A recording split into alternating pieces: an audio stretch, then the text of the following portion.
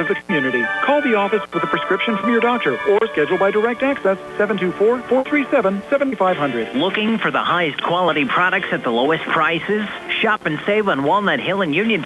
The widest selection of brands and the freshest offerings around. They specialize in your family's grocery needs. Save big and sign up for the Shop and Save Perks card to get money-saving benefits and discounts on gas. Shop and Save. Walnut Hill Road, Uniontown, open 7 a.m. to 10 p.m. every day. Working hard to offer you the best at Shop and Save because it's the just right thing to do. Just about. Good times and good food. It's all at Potter's Bar and Grill on Morgantown Street in Uniontown, family-owned and operated. Potter's has been a staple in the Uniontown community since 1950. So get out of the house and make your next night out at Potter's Bar and Grill on Morgantown Street in Uniontown. Call them up at 724-338-9835. That's 724-338-9835. Or visit Potter's on Facebook. Potter. Amy's Quilt Room, full-service quilt room located in Uniontown, offering retail goods and an ample sewing classroom, welcoming sewers of all skill levels, from beginners to advanced. If you're enthusiastic about sewing, you may even consider joining the Quilt Pleasures Quilt Club at Amy's Quilt Room. You'll stitch fabric in friendship with every project. Room or stop in to see them at 20 West Penn Street, Uniontown. Amy's Quilt Room, a fresh and modern twist to a timeless tradition. The WMPS Weather Watch brought to you by Autoland Hyundai. They're on East Fayette Street, downtown Uniontown, with America's #1 warranty every year at Autoland, featuring a 10-year, 100,000-mile powertrain protection. The overnight low at 52, 77 with sun Wednesday, 51 overnight Wednesday, Thursday at 81, 84 on Friday, 57 overnight Friday. For the weekend, rain, maybe a thunderstorm Saturday, 77, 74 Sunday, 44 Sunday night. Monday, rain down to 56, 39 overnight Monday, and next Tuesday, sun 68. That weather update brought to you by Autoland Hyundai. They're on East Fayette Street, Uniontown, with America's #1 warranty every year at Autoland. They feature a 10-year, 100,000-mile powertrain protection. Autoland Hyundai, and this is WMBS 590 AM and 101.1 FM, WMBS 590.com. Tune in the radio app and on Facebook Live. WMBS, your local station. Did you know that you have a choice for your physical therapy provider? NovaCare Rehabilitation offers same-day appointments, and oftentimes you don't need a prescription from your doctor to see us. We will make sure that you are treated as an individual and will work directly one-on-one with you to help achieve your goals. You have tried the rest. Now try the best. NovaCare, Delaware Avenue in Uniontown. Phone 724-437-0556 to schedule your appointment today. Back here at Bailey Park, they're just announcing the starters to the crowd that's in attendance here. The Red Raiders in the home whites, maroon numbers, and their dugout on the side that we're on down the third base line. The Belle Vernon Leopards in the away greens with gold numbers and gray pants. Their dugout off on the far side of the field as well. It's only a brand new broadcast location for us as well. We didn't think we'd get into the press box here at Bailey Park. They built it in the off season, had a storm that came through the area in March, actually ripped the roof off, and we actually found out earlier on this afternoon that we'd be up here to do the game today. So I have to thank all the folks here at Uniontown, the city of Uniontown, and everyone that made it possible for us to have a brand new broadcast location down here at Bailey Park. Yeah, we actually thought we were going to be not under roof, but in the press box without a roof. Correct. Yeah, or even in the stands. We didn't know. Exactly, but they took the time to do it. Actually, beautiful. I mean, there's a lot of room up here and put up steps and everything else. I mean, it's a nice place to do a ball game. So, like I said, looking forward to christening it here tonight. Yeah, we have Billy Dice on the stairs for us tonight behind the camera on our Facebook Live video feed. Nick Barczyk and Jerome W. Shell III back inside our WVU Medicine Uniontown Hospital studios. Tony Hanola alongside. I'm Brian Morozak, ready to bring you some high school baseball from Bailey Park on a Tuesday night. The Uniontown Red Raiders and the Belle Vernon Leopards. Again, Uniontown sitting alone in first place right now in the conference after the results earlier on today. Laurel Highlands downing Albert Gallatin 10-0 in 5 innings. Ringgold shocking Greater Latrobe, so that means the Red Raiders at 2-0, Greater Latrobe at 2-1, and Uniontown a half-game lead atop the conference. Well, and that was a big win as well for Laurel Highlands. They had lost their first 2 games, and they really needed a spark. They were, 0-5 going into today. So they needed a spark as well. So congratulations to them for the win. And as we said, every conference game, When you're only playing 10 of them, I mean, they're all extremely meaningful. So that's a thing. If you blow one and you think you kind of gave one away, it might come back and haunt you later on in the year. Yeah, both the Laurel Highlands Mustangs and the Albert Gallatin Colonials entered the game today with identical records of 0-5 overall and 0-2 in conference play, but the Mustangs besting the Colonials earlier on this afternoon. The first game we actually brought you on the WMBS Facebook page. You're going to have to thank the folks at South Union Township for helping us out getting that game on the air as well. Tiffany Kessler, Gary Frankhauser had the call of most of that game for you earlier on today here on WMBS. We are going to pause for the national anthem. We'll take our final break before the first pitch. Uniontown and Belle Vernon from Bailey Park here on WMBS. I'm attorney Bill Martin, partner at Radcliffe Law. I have experience in workplace accident cases for nearly 15 years. If you've been hurt at work and are trying to navigate a workers' compensation claim, or you're being treated unfairly by your employer, when you're hurt at work, your employer's main goal is to get you back to work, but you may not be physically ready to do that. If you find yourself in a similar situation, call us at Radcliffe Law, 724-439-3939. We'll meet with you at no cost. Radcliffe Law, making the law personal. The Silverado Roundup is going on now at C. Harper Chevy. We have extra inventory of 2022-23 Silverados 1500 crew cabs, and they're priced to move. All this month, you can save up to $10,000 with special finance and employee pricing on all new Silverados. Plus, stop in to C. Harper Chevy in April and enter to win a trip to Las Vegas. Hurry in to C. Harper Chevy because a deal like this won't last long. Sale ends April 30th, 2023. NovaCare Rehabilitation is now in Masontown. Using a personalized plan of care and one-on-one sessions, NovaCare gives you an advantage in rehabilitation. Dr. Haley Cruiser and our professional staff are certified to use industry-leading treatments. LVS Big Therapy for Parkinson's disease, which increases mobility, balance, and decreases time necessary to complete tasks. These services supplement NovaCare's exceptional orthopedic, concussion, and vestibular dysfunction resources. For more information or to schedule an appointment, call our new Masontown office on Route 21 McClellan Road at 724-491-5220. Are you a small business owner who's marketing help? Whether you're seeking a marketing professional to partner with on an ongoing basis or need assistance with a specific project, you'll want the expertise found at Essential Marcom. Essential Marcom specializes in working with clients to build brands and establish effective messaging to reach customers. Whether you're starting or expanding your business or need guidance on naming, logo design, website development, or how to effectively use social media, contact Dana at Essential Marcom. Dana's experience spans 18 years and includes working with local businesses as well as national and international brands on various types of marketing projects. Learn more about Essential Marcom's capabilities and view their portfolio at essentialmarcom.com. That's ESSENTIALMARCOM.com or email Dana at essentialmarcom.com. Prime Rozak and Tony Hanola back here at Bailey Park, finally set to go. The Uniontown Red Raiders and the Belle Vernon Leopards. It'll be Jake Wessel, Martin Marion, and Colton Lee due up for Belle Vernon here in the top half of the first inning. And as we said, Wessel, a very good hitter. And he's looking to put a spark into Belle Vernon here early on in this game. Game time temperature 62 degrees under mostly clear skies. Should be a pleasant night for high school baseball, Tony.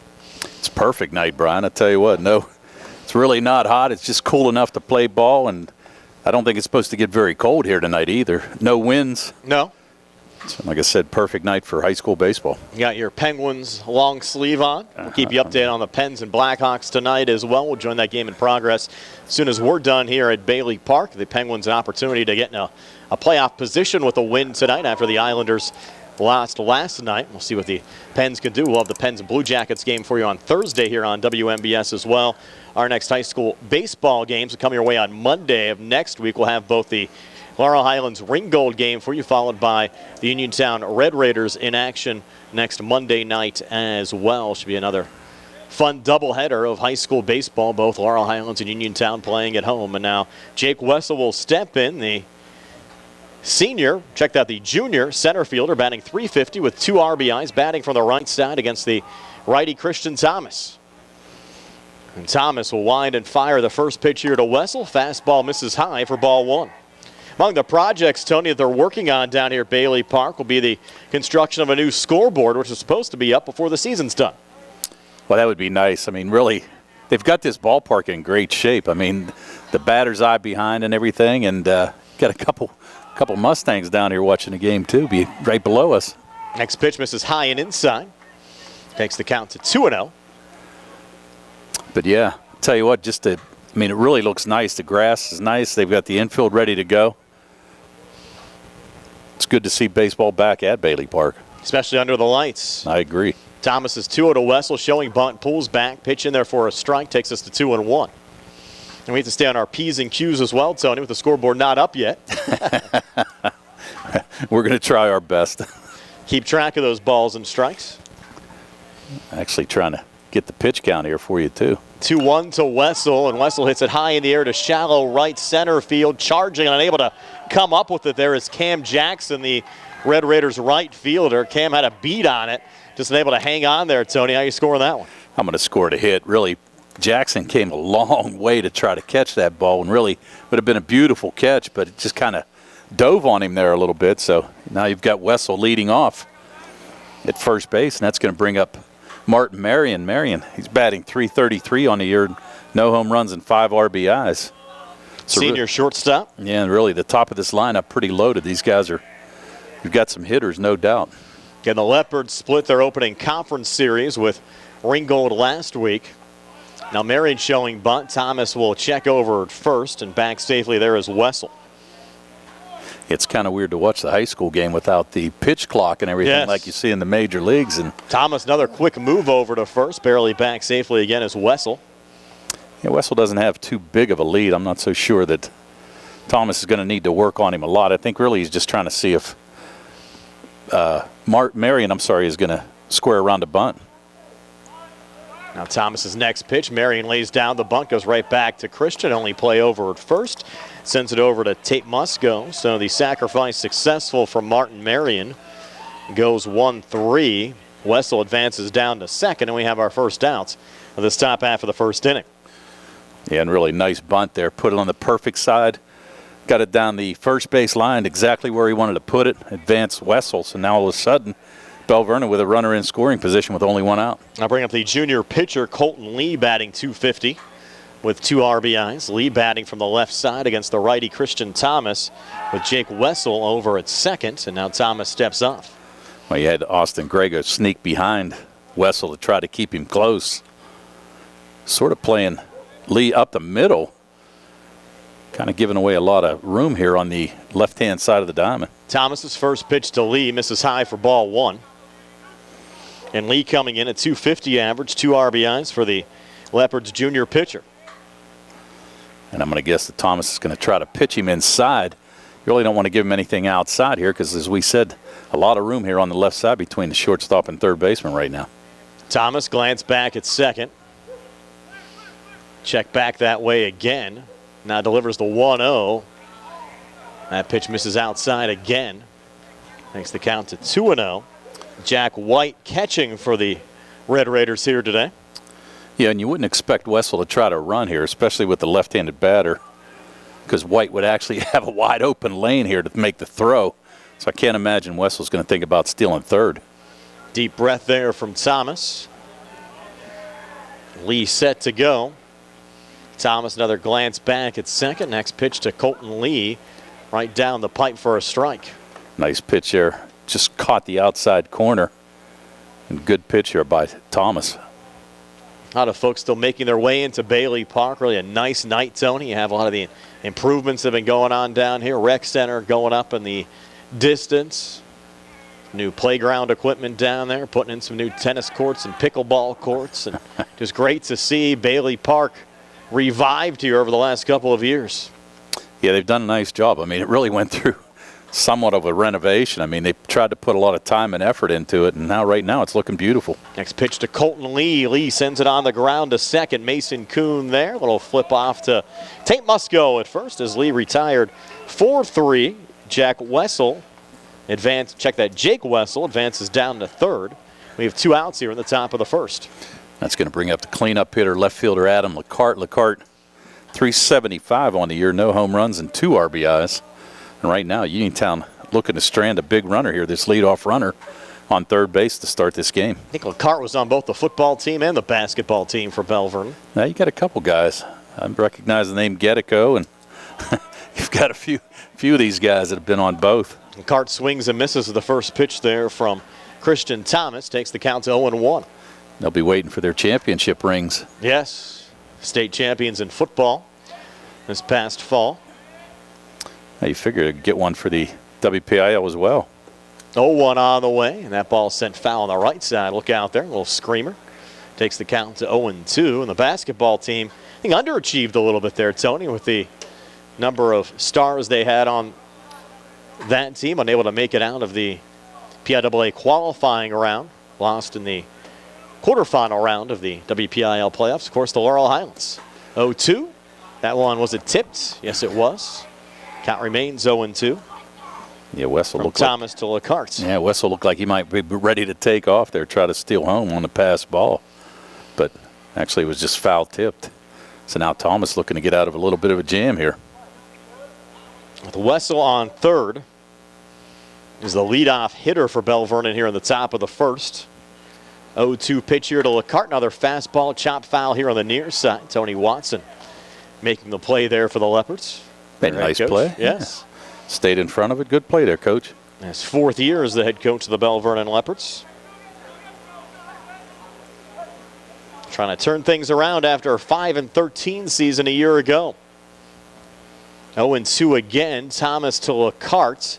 Swing and a miss, strike three. First strikeout of the game for Christian Thomas. The Leopards end up stranding Jake Wessel over at third. And we'll go to the bottom of the first scoreless. Uniontown and Belle Vernon. Sea Harper Auto Group High School Sports Night broadcast presented by Penn Residential, Essential Marcom, and Amy's Quilt Room. Does your car sound like it's saying, "Trade me in, trade me in," every time you start it up? Well, go to Ford of Uniontown and trade it in. That's right, your Uniontown Ford dealer is ready to assist you with a new or pre-owned car, truck, or SUV purchase. Ford of Uniontown has all the deals, all the inventory, and they are ready to deal. It has never been a better time to buy a Ford. Service is their top priority. No matter where you purchase your Ford car or truck, Ford of Uniontown will be happy to service it for you. They offer Ford-trained technicians, Ford-certified parts and service, 1 year, 12,000-mile parts warranties, and new state-of-the-art service equipment. Call or stop in today to see the hometown service of Ford of Uniontown, Route 40 West across from Applebee's. So listen to your car the next time you hear it say, "Trade me in, trade me in." Ford of Uniontown, Route 40 at the top of the hill. Back here at Bailey Park, the Uniontown Red Raiders and the Belle Vernon Leopards. Scoreless going to the bottom of the first inning. Here's Tony to set the batting lineup for Uniontown and the defense for Belle Vernon. All right, leading off for the Uniontown Red Raiders will be second baseman Mason Kuhn. Batting second will be first baseman Tate Musco. In the 3 spot, shortstop Austin Grego. Batting cleanup will be the DH Wyatt Nails. He'll be batting for the catcher Jack White. In the 5 spot will be pitcher Christian Thomas. Batting 6th will be third baseman Clay Dean. Batting 7th will be center fielder Tyler Hawk. Batting 8th, right fielder Cam Jackson. And batting 9th will be left fielder Tanner Uphold. For the Leopards defensively, let's go around left to right. In left field will be Adam Lacarte. Center field will be Jake Wessel. And in right field will be Jake Gedico. Around the horn, third baseman Austin Hoffman. Shortstop will be Martin Marion. Second baseman John Bellasimo. First baseman will be Tanner Stieber. Behind the plate, Max Kostelnik. And Colton Lee on the mound here today. The lefty, as we said, comes in at 1-1. 1.31 ERA. Actually threw some great games so far here this year for the Belle Vernon Leopards. The lefty works from the stretch. Facing Mason Kuhn. Kuhn comes in batting .273 on the year. No home runs, 4 RBIs, and takes the first pitch for a ball on the inside corner. Hey, you look at Kuhn, Musco, and Grego, 3 guys that have been around this Uniontown program over the last couple of years. Yeah, a lot of varsity experience for those guys. Next pitch here to Mason Kuhn. Fastball. Called a strike on the inside corner. A pretty good looking pitch right there. You mentioned Lee, 4th appearance, 1.31 ERA. He's been a tough one to hit early on in the season for opposing teams. And speaking of getting hits, Mason Kuhn takes one in the back. Yes, he did. Well, hey, led off with a hit, sort of, but. Well, his family's used to taking shots, Tony. Remember, His dad, J.C., was a star boxer for a number of years. Exactly. Yeah, that was nothing. And he never even flinched. No, did not bother him at all. And now Tate Musco will come to the plate. Tate trying to get the bat going, batting 176. 4 RBIs for the junior first baseman. Batting from the left side against the lefty Colton Lee. So lefty versus lefty matchup here. It's the first time this year so far that Coon's gotten hit by a pitch. Wasn't much he could do there, Tony. He's kind of right between the numbers. Yeah, really couldn't get anywhere. First pitch to Musco. Misses outside for ball 1. Of course, Lee has the clean look over at first base in Mason Coon. Lefty from the stretch position. Yeah, Coon with probably about a 3, maybe a 4-step lead. Not very much. And Lee set again. Musco pulls back. Pitch missed low. Takes us to 2-0. And interestingly enough, only the third baseman, Austin Hoffman, coming in to cover that bunt. You do have Stieber over there holding the runner, Coon, at first base. Saw the Leopards play a little small ball back in the first inning. That one chopped foul. Actually off the fence there by Tate Musco. Takes us to 2-1. His dad, Kenny, Red Raiders head coach, coaching third here today. Yeah, you got some Mustangs down here along the fence giving Kenny a little grief because he didn't play that ball cleanly. Frank Kula down there as well. He had a big game for Laurel Highlands today. Drove in 4, couple of doubles. Now the 2-1 here to Tate Musco. Fastball misses outside. A little juggle there from the catcher Kostelnik. Fires a throw down to first and back safely. Barely. There was Mason Kuhn, who was almost trapped between first and second. Now Kuhn a little slow in getting up. Kuhn, it looks like when he dove back in, he looked like he might have caught Stieber's knee. Really looks a little dazed over there. And really was in no man's land. I thought he was going to take off and try to get to second base, but kind of went about halfway and then decided to go back to first. And when he dove in, looks like he might have taken a shot, like I said, either off of the shin or the knee of Stieber. Yeah, kind of an awkward slide going back in. He seems a little dazed right now. Yeah. Not as awkward as O'Neal Cruz the other day. No, that's for sure. And he's going to miss the next 4 months for the Pirates. And now they're going to bring Kuhn out. Now, of course, with the re-entry rule here, Kuhn can come back into the game, but whoever they would sub in here to run would be ineligible to come back in. Let's see what you got to choose your runner carefully. Exactly. Let's see who they pull off the bench here. And really, like I said, that was unfortunate because Kuhn was just kind of in no man's land and didn't know where to go, but ended up going back to first. And right now they're going to kind of wait a little bit. I don't know what's going on here. You're going to have to make a decision here sooner rather than later. Yeah. And we'll see who the Red Raiders decide to have run down there at first for Mason Kuhn. Yeah. Interestingly enough, I'm looking over there and I just noticed this, that they have Austin Grego standing in front of the Belle Vernon dugout, kind of taking some cuts there because Musco has peppered a couple against the Uniontown dugout, and I don't think he wants to get clipped. Probably a smart move. I think he's down there talking to Jimmy Burns right now, one of the assistant coaches for the Red Raiders. Can we play 7 here in the high school game?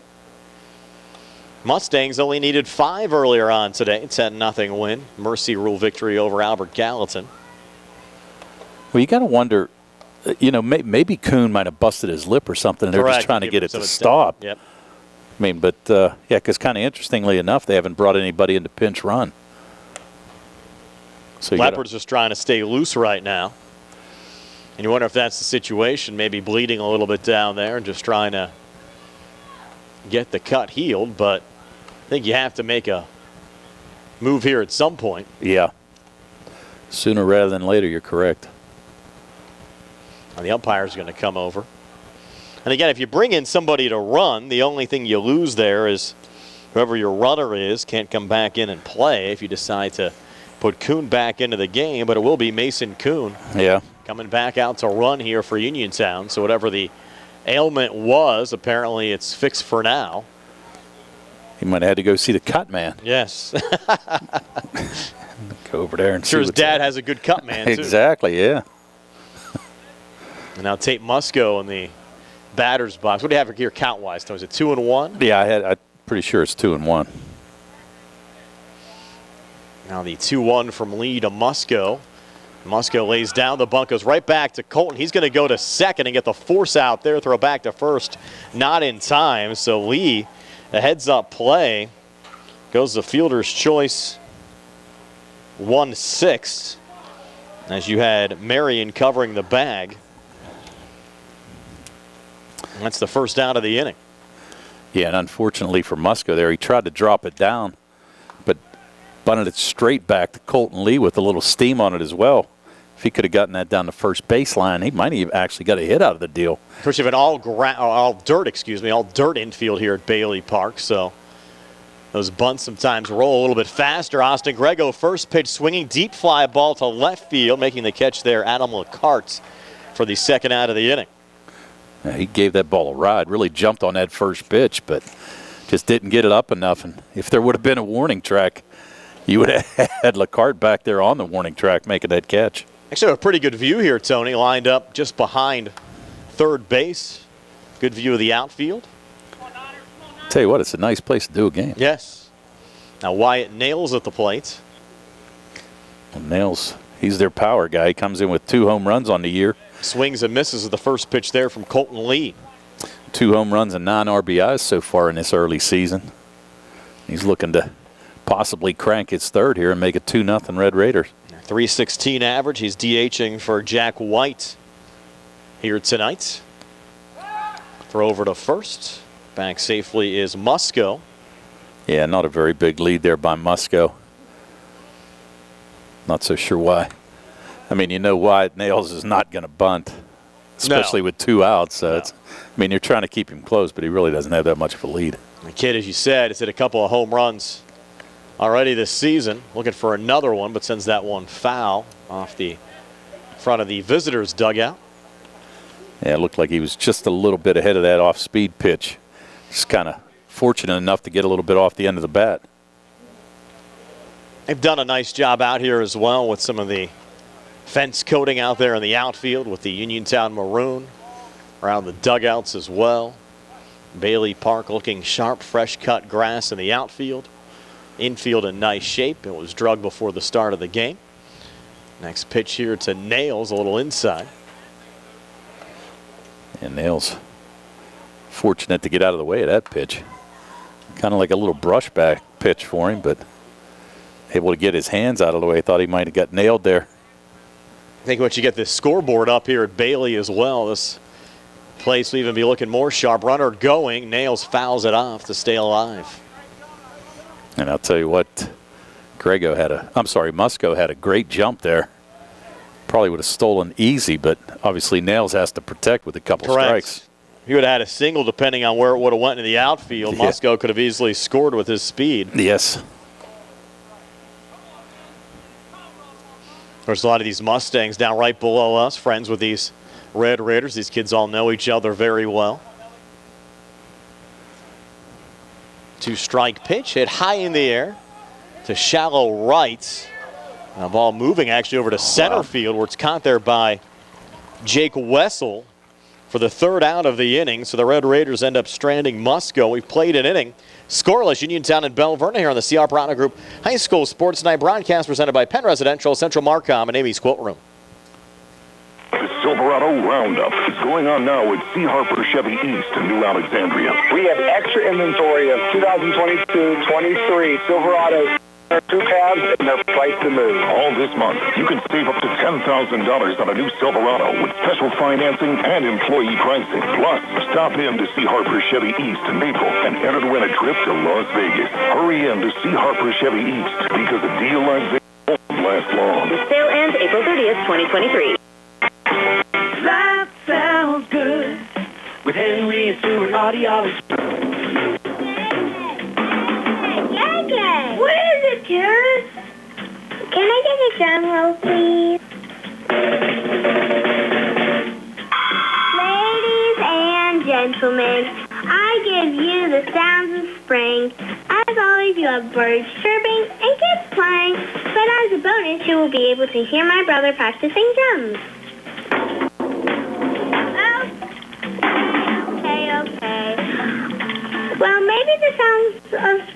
are not equally pleasant, I would say. But at Henry's Cardiology, my dad will help you hear that. 3 convenient locations to serve you: Uniontown, Cartersville, and Carmichael. Call 724-439-4380 today. Life sounds good with Henry and Stewart Audiology. Back here at Bailey Park, Brian Morozak alongside Tony Hinoa, Billy Dice behind the camera, Nick Barczyk and Jerome Schell back inside our WVU Medicine Uniontown Hospital studios. Moving to the top of the second inning, Jake Jedico, Tanner Stieber, and Max Kostelnik due up for the Belle Vernon Leopards. Hitters 5, 6, and 7. Tony also redid the batting cages down here as well at Bailey Park. Talked about some of the improvements to the area. And they're looking sharp as well. It's really turning out to be a nice complex, and that's good to see. As we said, I mean, there was a lot of baseball played over the years at this place, and really it's good to see it back up and running again and ready to go. So Jake Jedico leading things off here in the top of the second. Swings of the first pitch, well hit to deep center field, and that ball over the wall and gone. So a leadoff home run for Jake Jedico. And the Belle Vernon Leopards a 1-0 lead over the Uniontown Red Raiders. Tell you what, Jedico, I don't know how he caught up with that. That was a high fastball, probably about waist high, but man, he was able to get his hands through there, and he drove that ball a long way to straightaway center and gave the Belle Vernon Leopards a 1-0 lead. First home run of the season for Jedico, now has 4 RBIs. And the Leopards striking first. First home run is the team for this year for the Belle Vernon Leopards. Came at a great time right there. Wasn't much Tyler Hawk could do with that one in center field. Took about 2 steps and then just watched the rest of it go. They have Tanner Stieber coming to the plate. Looking confident. Another lefty against the righty Christian Thomas, who delivers the first pitch, a fastball. Look out here. Foul ball. Going Billy Dice's way. Yeah. Billy can make a catch over there for that one. He didn't bring his glove tonight. He still got tools. He can catch it. He can still make the catch over there. Count 0-1. We've seen that guy in action before. Now the 0-1 to Stieber. That one fouled off again down. Got another shot. Third base line.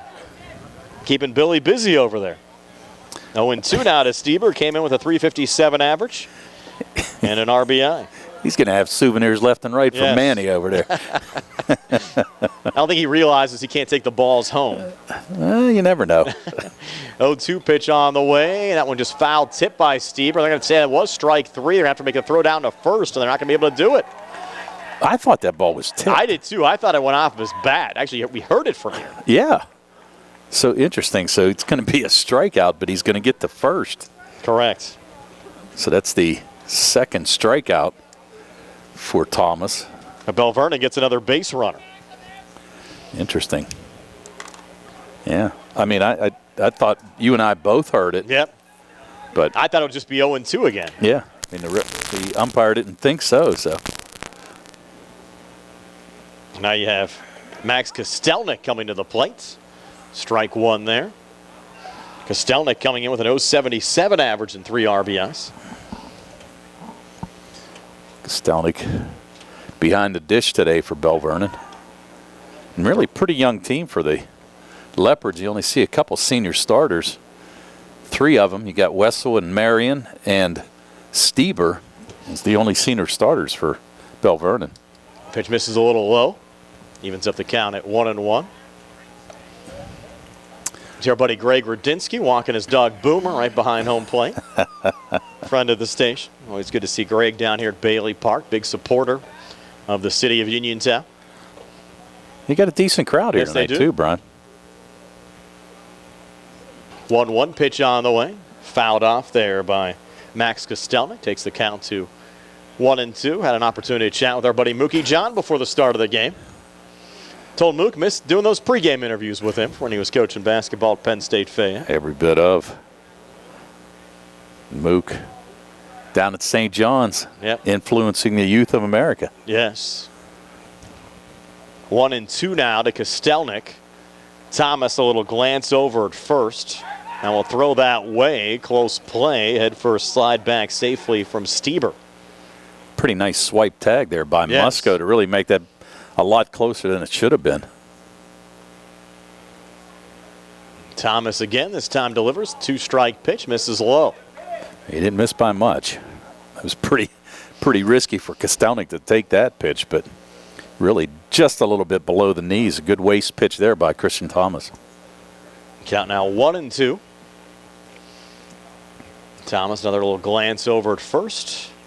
Pitch on the way, called strike 3. Now 3 strikeouts in this game for Christian Thomas. Just 1 out, though, here in the inning. I mean, Thomas actually has the opportunity to have 4 strikeouts in this half inning. Yes, he does. And unofficially, I have him only at 23 pitches so far. Unofficially, I had both guys, Thomas and Lee, at 14 pitches after the first inning. John Bellissimo now at the plate, coming in with a .267 average and an RBI. Junior second baseman, first pitch from Thomas. Misses low and inside for ball 1. And Thomas, I like the way he works. I mean, he doesn't take a whole lot of time between pitches. Keeps his team in the game. Gets the sign and deals and ready to go. Now you're going to show bunt here. And long look in this time. Bellissimo shows bunt, pulls back. Pitch in there for a strike. Would be interesting if he did bunt. I mean, obviously, you've got the number 9 guy coming up in Austin Hoffman. Hoffman only hitting .167 with no RBIs on the year. So you kind of think that Bellissimo is going to swing away here no matter what. Thomas another check over at first, and Tanner Stieber back safely.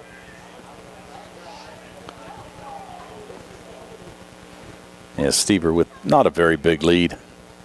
Also a member of the football team at Belle Vernon. There's a swing and a miss. Second strike now on Bellissimo. And you're right. The opportunity to have 4 strikeouts in an inning. It certainly exists.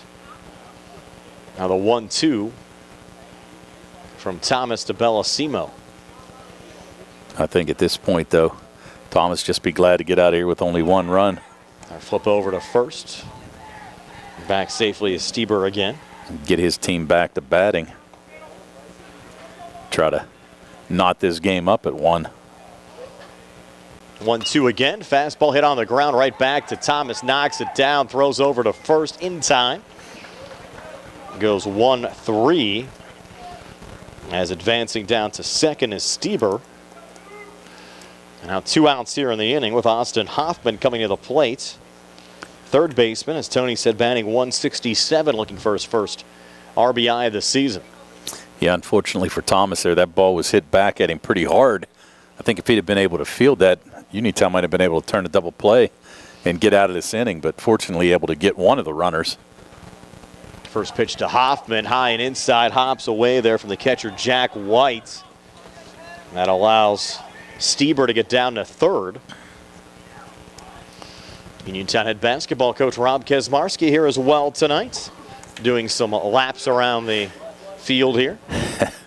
Robbie's not going to sit still, you know that. Versus Red Raiders, what a run they had to the state semifinal round back in March. Last public school left in the state of Pennsylvania in 4A. Finding the strike zone, there is Thomas to Hoffman. Yeah, and a good pitch on the inside corner there. Kind of froze Hoffman. Rob Sayers trying to stay in shape, doing some laps around Bailey Park, trying to stay fit here this spring. Yeah, it's a good place to walk. Thomas's next pitch to Hoffman, hit off the inside of the bat, right back to Christian, makes the throw over to first in time to Tate Musco to retire Hoffman. 1-3 to end the inning, but the Leopards get a run on the solo home run from Jake Jetico. And we go to the bottom of the second, 1-0, Belle Vernon over Uniontown here on the CR Parada Group High School Sports Night broadcast presented by Penn Residential, Central Marcom, and Amy's Quilt Room. I'm Melinda Delarose. As an assistant district attorney, I've protected Fayette County families and fought to uphold our constitutional rights. As a prosecutor and trusted local attorney, I've provided victims of crime with a strong voice and put criminals behind bars. My pledge to you as judge is to follow the law, always maintain the highest ethical standards, and to run a courtroom that's respectful of your time and taxpayers. I'm Melinda Delarose, asking for your vote for judge. Paid for by friends of Melinda Delarose. On the go? no time to stop? That's when you'll love Peach & Pharmacy's curbside pickup at Peach & Market in downtown Connellsville. Next time you have a prescription to get, let Peach & Pharmacy make it easy for you. Call ahead at 724-626-9600 or send a message. Let curbside pickup you right where you want to be, in the driver's seat. Peach & Pharmacy, your local pharmacy. Penn Residential is a human services agency providing around-the-clock services and supports for individuals with intellectual and developmental disabilities. Residential homes are located in local communities to offer residents quality care while also encouraging autonomy. They're a fast-growing company offering rewarding employment opportunities to professionals interested in making positive impacts in the lives of others. DSP positions start at $16 an hour and will receive a full benefit package after 90 days. For more information about current career opportunities, visit PennResidentialInc.com/careers. Back here at Bailey Park, a 1-0 lead for the Belle Vernon Leopards over the Uniontown Red Raiders. Christian Thomas, Clay Dean, and Tyler Hawk due up for the Red Raiders here in the bottom of the second inning. Thomas coming in with a 133 average and 5 RBI, senior pitcher for Uniontown. Yeah, and that's unusual. Slow start here for Christian because he's an extremely good hitter. First pitch to Christian, first pitch swinging, and it's snared there by the shortstop Marion. And he has no throw over to first, and an infield single there for Christian Thomas. Yeah, not with the speed that Thomas has. So Uniontown now with their first hit of the game. And again, they get the leadoff runner on to start the inning. See if they can take advantage now with Clay Dean coming to the plate. Dean off to a nice start this season. 400 average for the senior third baseman with 3 RBIs. And he's a big kid. You know he's got some power as well. Thomas not with a very big lead at first. And really, you're right. You got to be careful because Colton Lee, not a bad move for a lefty. Uh-oh. Off the bag, Lee will deliver, runner going. Thomas on his way to second and in safely as that throw kind of got away from John Bellissimo. It didn't get away. It nailed Christian Thomas right in the back. As he slid in, he took one right between the 1 and the 4. He's just trying to shake that off. I mean, good throw. And really, I thought if Lee kind of looked over to first, he probably had a chance to pick off Thomas because he broke a little too quick. I agree. But Thomas able to get to second base safely, so we'll give him a stolen base. Red Raiders down 1-0 as we work here in the bottom of the second inning. Next pitch to Dean, big time cut, swing and a miss. And Dean, Kenny Musco telling him to settle down there, just take it easy. Really tried to jump on that pitch. And if he can shoot the ball to right field here, got a huge hole. Dean, another swing and a miss now with 2 strikes on him. We have the leadoff runner in scoring position, nobody else here in the bottom of the second inning with the home team down 1. That's to say you have Bellissimo. Really, he's playing up the middle. I mean, for him to get over there in the hole with second, he's going to have to be extremely quick. And so he said Dean with a little bit of power. If he can put a little pepper on this one, it's going to drive in Thomas without a problem. Dean set to go, digging in. Lee now a glance back at second. Delivers here to Dean. Fastball swing and a miss, strike 3. First strikeout of the game for Colton Lee. You look at Lee coming in, Tony, now working into his 18th inning of the season. He's given up just 8 hits. Just shows that teams really haven't been able to touch him up much. Well, no, and that's what we said, Brian, in that 9-inning game against Ringgold. I mean, he threw 6 innings of no-hit ball. Had 8 strikeouts to go along with that, and really, I mean, that's a great job. And picked up a complete game shutout the first game of the year as they played in St. Petersburg. Tyler Hawk showing bunt, fouled it off. Counted 0-1. And as we said, you lose a game or 2 here and there in the section, and it could be extremely costly. So both of these teams, I mean, they know what they're playing for. There's no doubt about it. A strike now on Tyler Hawk. Hawk 4 RBIs so far this season, trying to add to that total. With Thomas still in scoring position. This pitch on the way, big time heat there. Finds the strike zone to Tyler Hawk. You see our buddy Jared Bozick here as well tonight.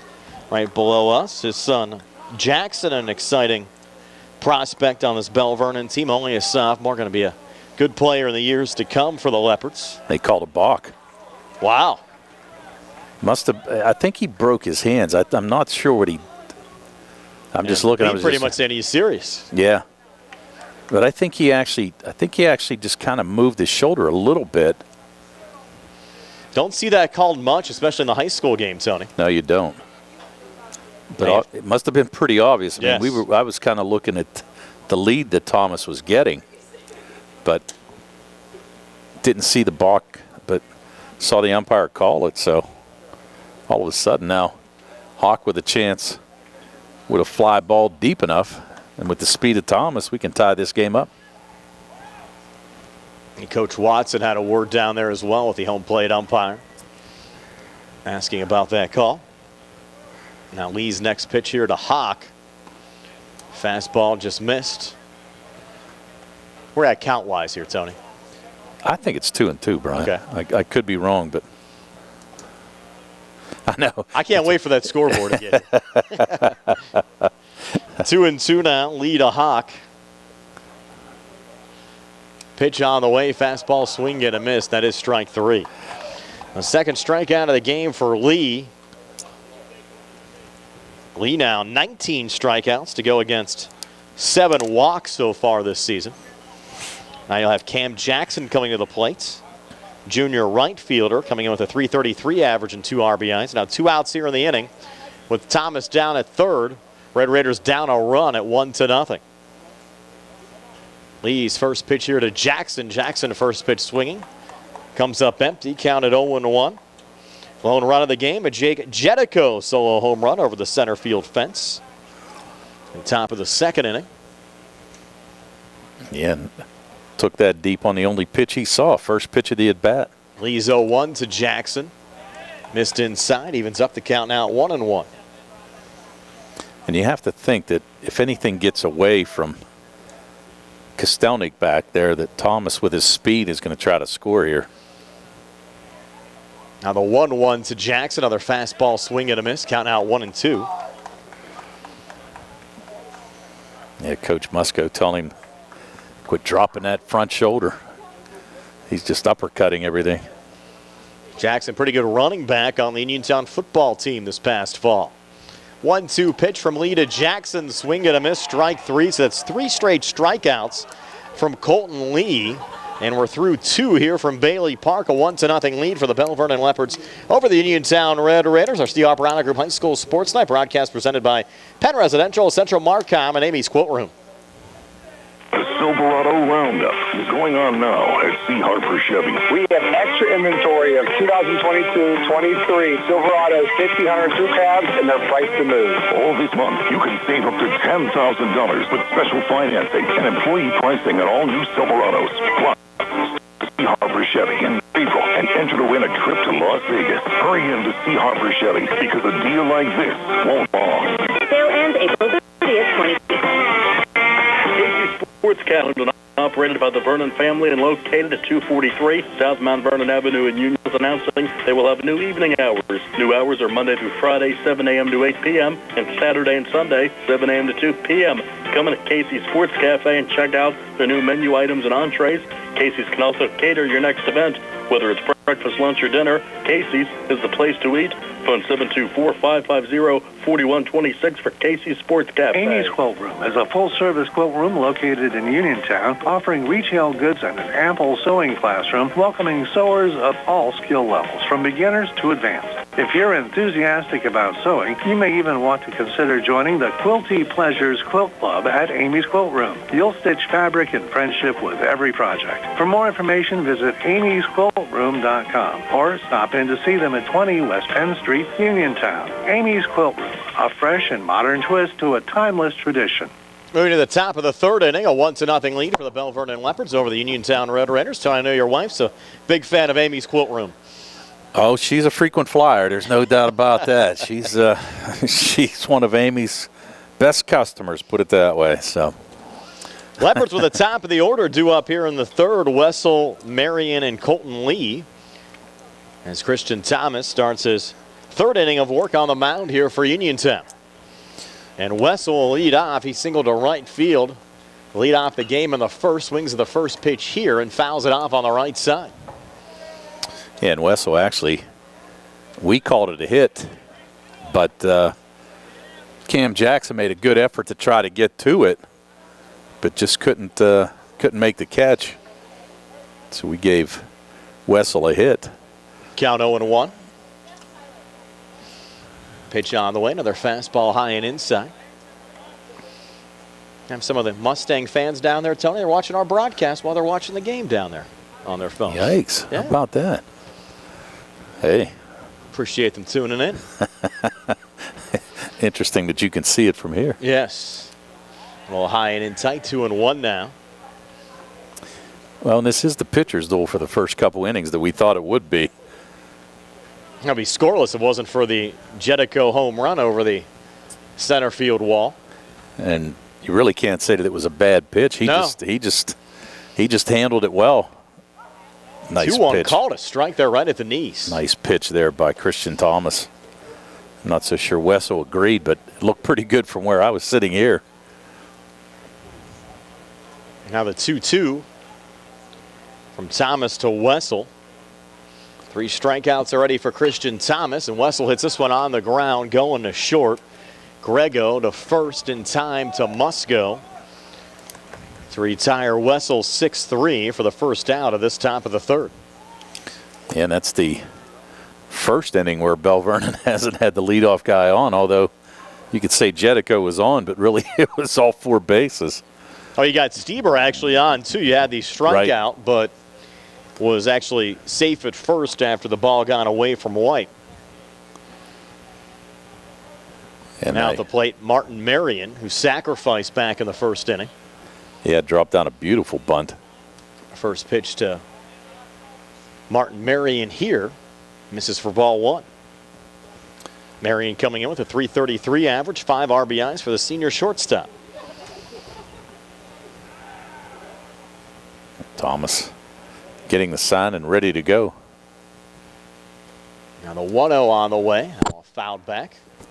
Evens up the count at 1-1. And Tony, you had some more information on those new batting cages that are actually installed here at Bailey Park. Had some listeners passing along some more info to you.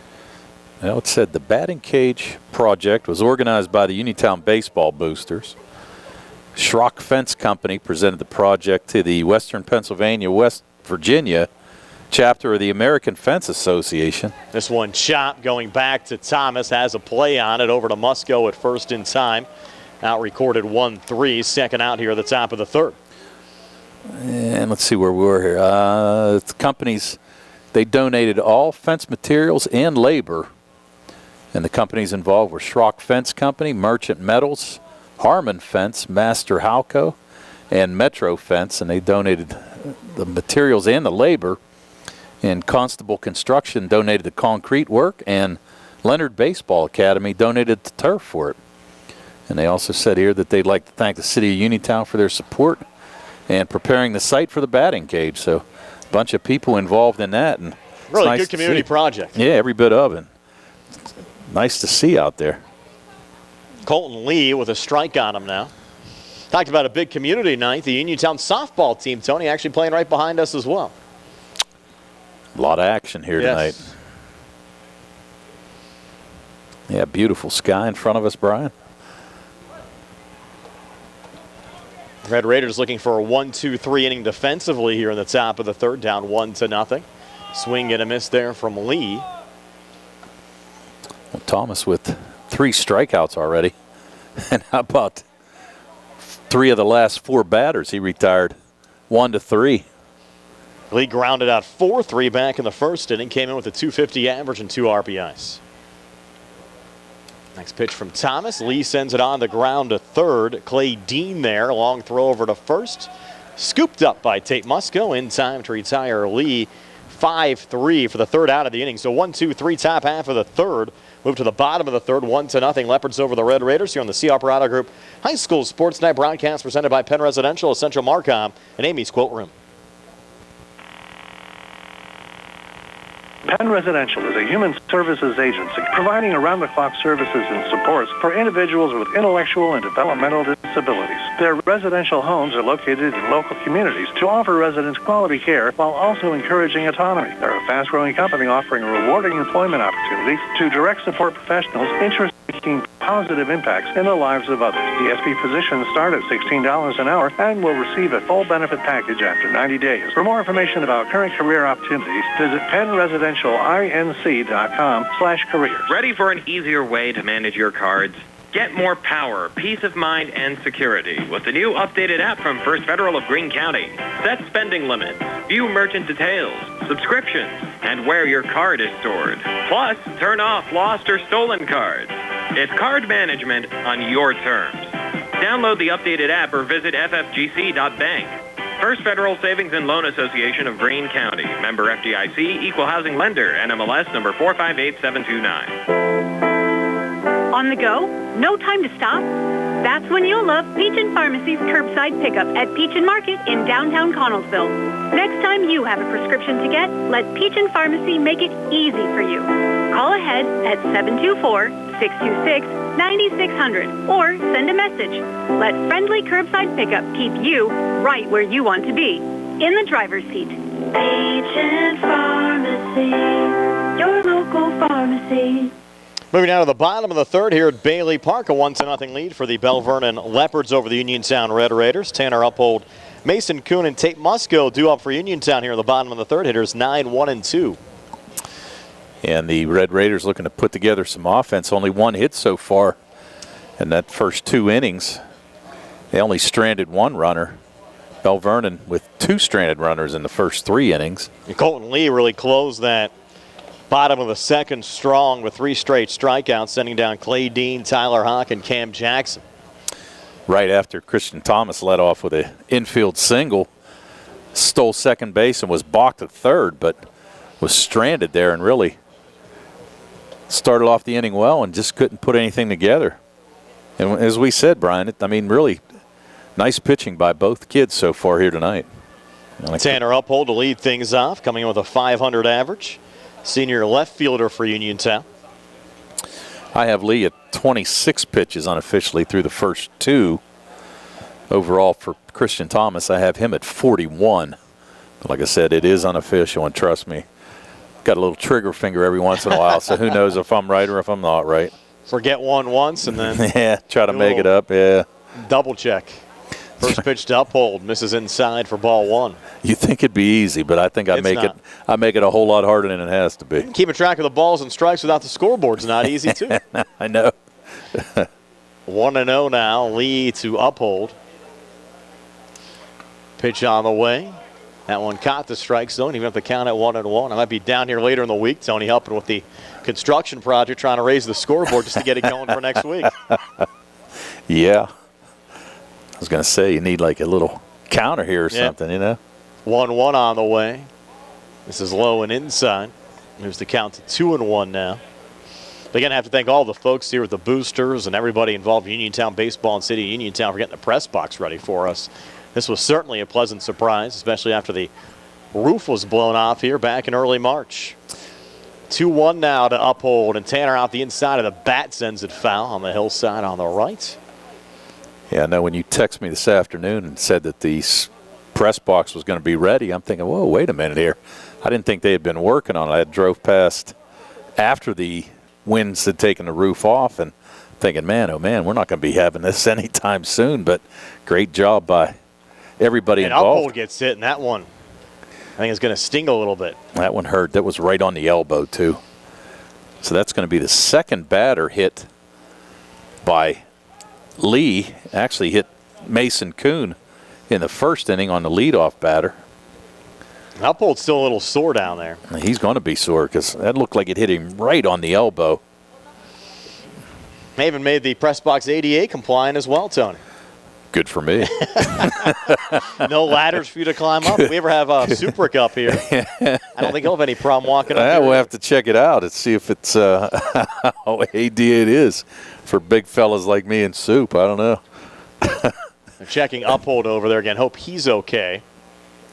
Yeah, I know when you first said that it was a ladder coming up, I'm thinking, oh, man. That would have been rough getting the equipment up, but they put the steps, and the steps are really nice, roomy. Billy's out on the patio tonight. Oh, yeah. I mean, they did a great job. I mean, really, and to put it together this quick to have us ready to go, I mean, a great job by these guys, I'll tell you. Sure Billy would take a piece of pizza or a hot dog if somebody wants to bring him by one over there on the deck. He might trade you one of those baseballs. Pizza looks good down there. A couple of the Laurel Highlands girls down here snacking on it. We got to get some of these stooges to go get us something, man. Again, they're still looking at Tanner Uphold. Again, hope he's okay down at first. Jimmy Burns coming over there, of course, from UPMC Centers for Rehab Services. Centers for Rehab Services injury timeout. He's right on the job. Guy never quits, that guy. Yep. He's giving him therapy for tomorrow already. Yes. See if Tanner remains in the game. On the top of the order here now for the Red Raiders. Yeah, it looks like he caught it right on the elbow. I mean, you could actually hear it when it hit him, so you know that he's going to. It did not sound pleasant. No, he's going to be in a little pain tomorrow as well. Now Mason Kuhn, who was also hit, lead off the bottom of the first inning, coming to the plate. Kuhn really, at least the Uphold had a chance to try to get out of the way. Kuhn, he had nowhere to go. It just nailed him right in the middle of the back. Lee look over at first, runner going. Pitch in there for a strike, no throw down to second. Again, it looked like Uphold jumped a little early there. I was surprised Lee didn't pull back. Could have had him dead to rights. Yeah, interestingly enough, it looks like, I mean, he checks the runner, but then he doesn't look back over. And I think he might have had a chance there as well to pick off Uphold. Shortstop Marion trying to keep him close to second. This pitch misses inside. Now you got again a runner in scoring position here for Uniontown. Nobody out. Bottom of the third inning. You're down 1-0. Opportunity to make a little hay here. I'll tell you what, the third baseman not playing even with the bag. I mean, if Kuhn can drop a bunt down to third base here, he's definitely going to get a base hit. Next pitch on the way, and that one foul tipped by Mason Kuhn. Again, Kuhn came in 273 average, 4 RBIs. Second baseman for the Uniontown Red Raiders. And we were going to have to find out. We weren't sure why he went out there, but as we said, we're going to guess that it was a little bit of blood whenever he dove back into first base in that first inning. Mustang, or check that, Red Raider Jr.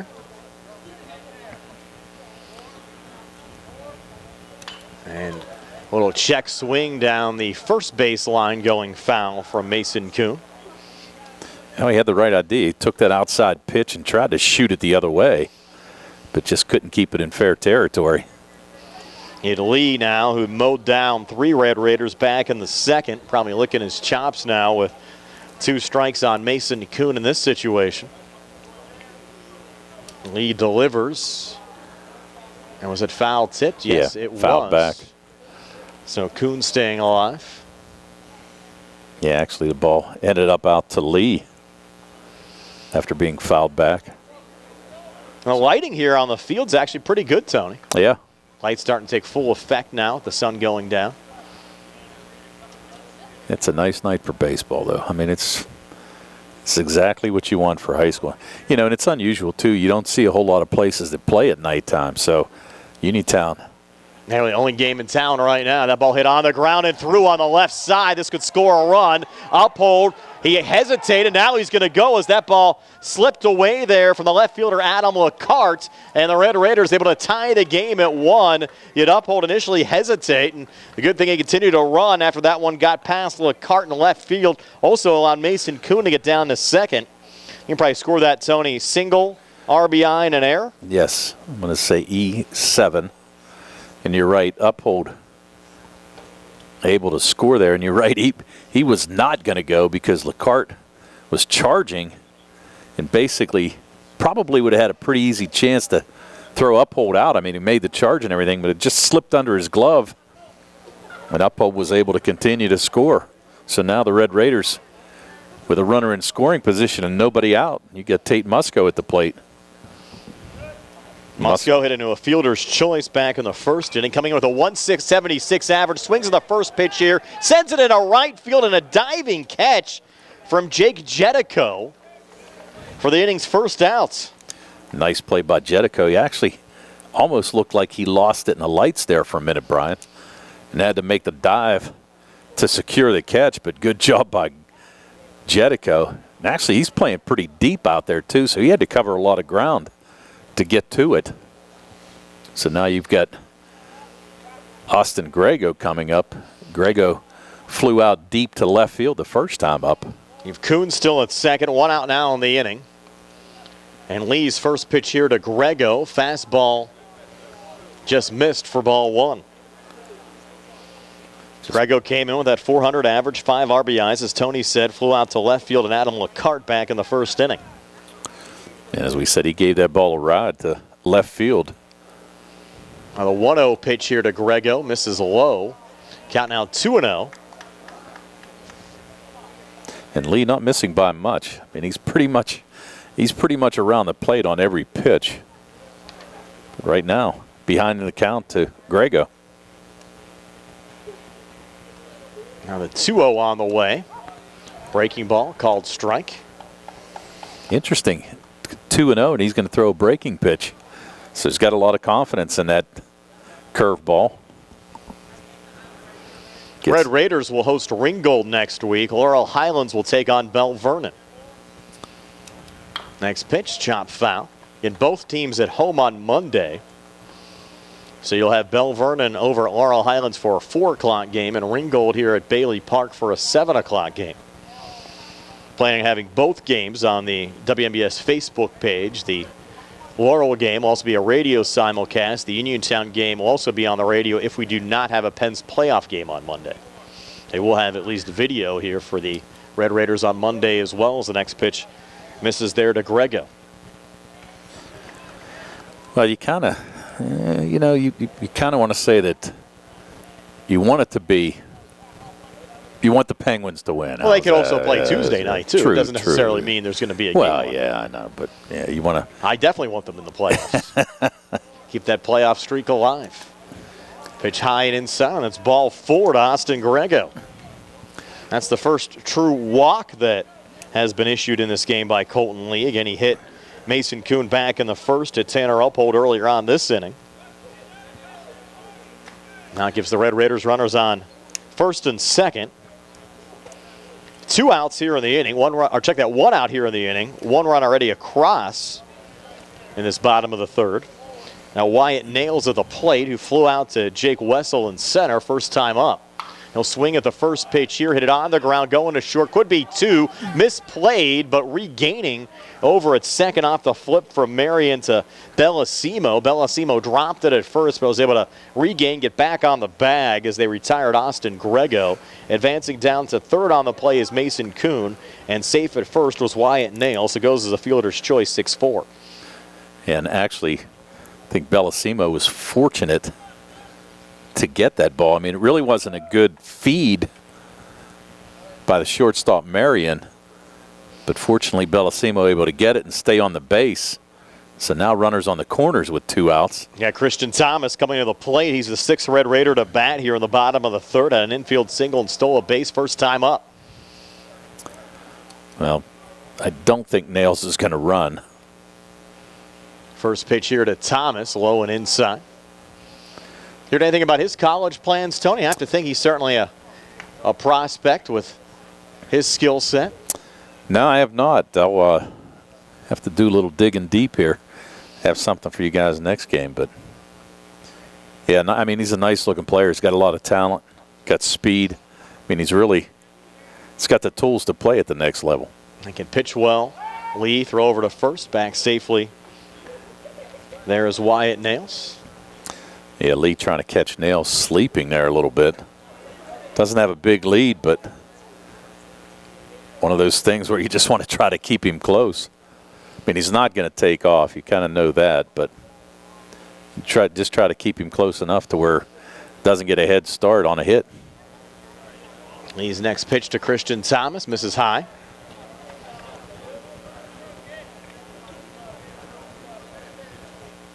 You've got Raiders an opportunity here, Tony. 2 outs in the inning, but you got 2 on in a 1-1 game. Well, Christian Thomas would like nothing more than to drive in a run to help himself here. Take the lead going into the 4th inning.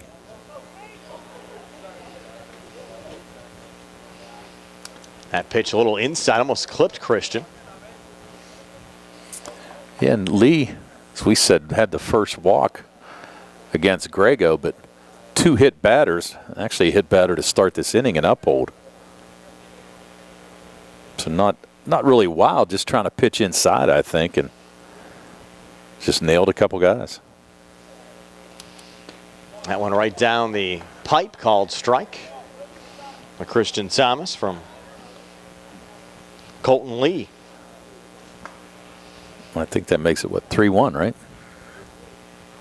I believe so. Yeah, I know we're. Put me on the spot again. 3-1 on the way, fouled off. Now we know there's 2 strikes. Now we know it's full. So you'll have Nails taking off from first on the pitch. Kenny Musco telling him to roll it up. 3-2, 2 outs. Thomas trying to help himself here. Payoff pitch, lead to Thomas. Fastball high and inside for ball 4. That'll load up the bases for Clay Dean. Dean will be the 7th Red Raider to bat here in the bottom of the 3rd. And that's the 2nd walk issued by Lee. So now you got the bases juiced. And Clay Dean coming to the plate. Dean, as you said, came into this game with a .400 average. Struck out his last at bat. Now you're going to have a courtesy runner for Nails. It's like it's number 19, Hunter Smiley, on to run. Yeah, and that could be big. I mean, obviously, if Dean puts it into play. He's going to get a pinch runner because Nails is the DH. Right. So Smiley will be unable to re-enter. And Clay Dean, as we said, no home runs, 3 RBIs on this season. Now the senior trying to stake his team to their first lead of the game. And struck out swinging, one of 3 straight strikeout victims of Colton Lee back in the 2nd inning. I have Lee for 23 pitches so far in this inning, Brian, after throwing only 26 in the first 2. First pitch here to Dean, swing and a miss, counted 0-1. Dean just pulled his head just a hair on that one. We said a lot of power here. If he can hit one in the alley, probably be able to score all 3 runs. Yeah, especially with the speed on the base paths. Exactly. Lee's next pitch here to Dean, misses low. Just missed on the outside corner. Tried to throw him a breaking pitch there. And D, smart enough to lay off of it. Kind of blow the game open here, though, as you said, Tony, with an extra base hits. Well, the thing of it is, Belle Vernon has not scored a lot of runs this year, even in their wins. Next pitch to Dean, misses. Actually, it's a called strike on the inside. It's close. It was close. Chest high. Now he's got to protect for sure. 1-2 count. I mean, 2-2 count. 2-2 count. Correct. Lead to Dean. That one high. So now you're in a situation, if you're Lee, one escapes you here, you walk home a run. Well, the merry-go-round's going to start here as he gets into the windup. So you're going to have Smiley and Thomas taking off from 2nd and 1st. You got Kuhn here at 3rd base. Now time called. Interestingly enough, I kind of thought that Coach Watson might have come out and talked to Lee a little bit just to try to settle him down. Really not missing by much, though. Go payoff pitch. Lee to Dean. That pitch misses low. Was that not 3-2? I thought it was 3-2. Yeah. Must not have been. Now it's 3-2. Again, we don't have the scoreboard here. We're doing our best trying to keep the balls in the strikes. And everything else. And everything else. We don't have any light up here either, which they're working on. Yeah, we've been in the dark all our lives anyway. 3-2. And that one is inside for ball 4. Whoa. So Lee walks home a run. An RBI walk for Dean. Now has 4 ribbies on the season. And a run scored. Yeah, you're going to have Kuhn score on the walk. Correct. So it's a 2-1 Uniontown lead here in the bottom of the 3rd. So Dean, you're right, with his 4th RBI. Now they'll bring the whole infield in. As Coach Watson will try to settle down Dean here a little bit. And if Tyler Hawk will be the 8th Red Raider to bat here in the bottom of the 3rd inning. Struck out swinging first time up. Uniontown trying to get to 3-0 in the conference. Again, they swept Belle Vernon a season ago, 2 one-run wins. That was the opening series for the Red Raiders last season. Well, it'd be a big win for them to start off 3-0 on the conference schedule. Have a game lead over Greater Latrobe and Ringgold in the conference standings. Again, with that series coming up next week with the Rams. And the Leopards will take on Laurel Highlands next week. Of course, Uniontown will travel to Belle Vernon. I believe that game's going to be in the afternoon tomorrow, the last check on the schedule that we had, which is rare because they usually play a lot of games under the lights down in Belle Vernon as well at the DiVirgilio Sports Complex. Yeah, must be something happening then. We were there after a number of rainouts last year on a Saturday afternoon. Yeah. Well, that's a nice complex as well. Yep. Now Tyler Hawk at the plate. Swings and misses at the first pitch. Of course, we were there for that Laurel Highlands Belle Vernon game last season down there on a Saturday. I think we scorched in the sun that day. I don't know if you were with me or not, Tim. No, I think Gary was with you that day. Was he? Okay. I think so. Pretty sure. Smiley with a huge lead here at 3rd. He's pitched to Hawk, hit him. Now bringing another run for Uniontown as Smiley will score. So 3 across for the Red Raiders. You have an RBI hit by pitch following an RBI walk. 5th RBI of the season for Hawk. Now Cam Jackson will be the 9th Red Raider to bat here in the bottom of the 3rd inning. And a lead now up to 3-1. And oddly enough, I mean, that's the 3rd batter hit by Lee so far in this game. From a kid who actually came in with pretty good control. Yeah. Unusual. Now Cam Jackson at the plate. Again, came in with a .333 average, 2 RBIs. Struck out swinging to end the 2nd inning. And he'll swing at the first pitch here and send it foul. Counted 0-1. Yeah, Jackson, as you said, the chance to bust this open a little bit. And the way Christian Thomas is throwing, really pitching well for the Red Raiders. I mean, to stake him out to a 4-run lead would be pretty big. And give him a little space to work with. Already now up to a 3-1. Jackson fouls another one off, now 0-2. Yeah, I guess it would only be a 3-1 lead. Right now it's a 3-1 lead, but you never know what will happen. Yeah.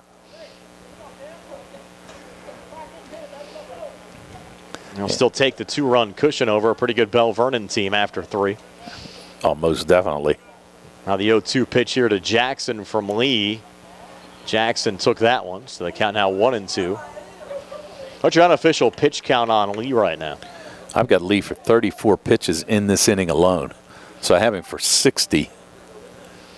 Like I said, unofficially. Good number of pitches through 3 innings, and unofficially pitched 61 on the 1-2. Jackson stays alive, fouling it off again. Well, you figure he's got 3 walks this inning, 2 hit by pitches. Has only given up 1 hit, and that was to Kuhn. They never like to surrender 3 runs in an inning where you give up only 1 hit. No. That's tough, too, because, I mean, it's one thing, errors and stuff like that, putting the ball in play, but he's just right now just struggling a little bit. 1-2 to Jackson, missed high again, moves the count to 2-2 as Jackson's worked his way back into the count. And I can't see if anybody's even throwing for Belle Vernon anywhere. I mean, you would think that they're probably going to get somebody up. And might just be somebody who's in the field right now would be your next option. 2-2 now to Jackson, and Jackson sends this one opposite field right at the line. Oof. And that's going to be a fair ball? No, it's going to be foul. Ruled foul. It's going to be foul by a hair.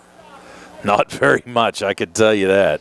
I'm sent right over to Jacob Jetico right down the line. He looks like he's ailing a little bit out there in right field. I think he tried to make a dive for it, but really couldn't get to it. Probably knocked the wind out of himself. But, yeah, that one would have been – you talk about a merry-go-round there. I mean, that would have scored everybody. I'm sure Jackson, with his speed, probably would have been at third. And we didn't have a great view of it. Again, we're on the opposite side of the field. Next pitch now to Jackson again. And just foul-tipped it to stay alive. Staying alive is right. Yeah, I was kind of looking. I mean, they don't have the white. Well, you can't really see the white. Grass is too high exactly. Over there. But, I mean, I kind of looked, and I'm thinking, based on that angle, it looked like it was foul. Kind of had a delayed call from the umpires, too. They double-checked it a little bit. Now Jackson calls time. Well, it had to be the home plate umpire's call. Correct. Yeah, he had the best view of it. I mean, he had the only view of it. Yeah, because the base umpire's kind of sitting where we're sitting right now. Right.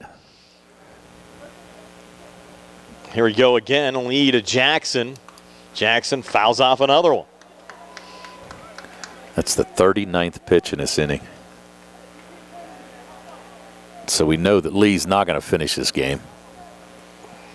And that's big, too, because obviously as you have a home-and-home series in high school like this, and like I said, you just wonder how much pitching both of these teams have, especially playing back-to-back. Come back and do it again tomorrow. Next pitch to Jackson. Stays alive with another foul ball. Clipped a couple of dogs over there. Yeah. Almost got a lady and a dog.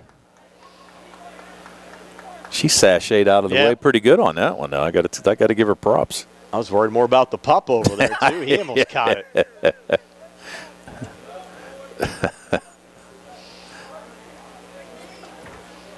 Well, Jackson staying alive. Pretty good at bat here for him. And lead to Jackson again. Jackson swing and a miss that time did he foul tip it? Yeah. He did foul tip it. Wow. Yeah, they're going to say it's a foul tip. Wow. Jackson making Lee work here for sure. And really, you kind of hope he's going to get rewarded with a base hit, especially for this type of an at-bat. Long half inning and a long at-bat from Cameron Jackson. To lead to Jackson again. This is a 2-2. Takes it high. Now we're full of 3-2. And again, the merry-go-round's going to start. And nowhere to put Jackson. A long game so far. It has been a long game. So I said you're used to the pitch clock in the majors whenever you watch a game now. It's like 3-2 to Jackson. Did he foul tip that one? If he did, it was Kotz. That'll end the inning. So the Red Raiders get 3. They lead 3-1 after 3. Here in the C.R. Brown Group High School Sports Night, broadcast presented by Penn Residential, Central Marcom, and Amy's Quilt Room.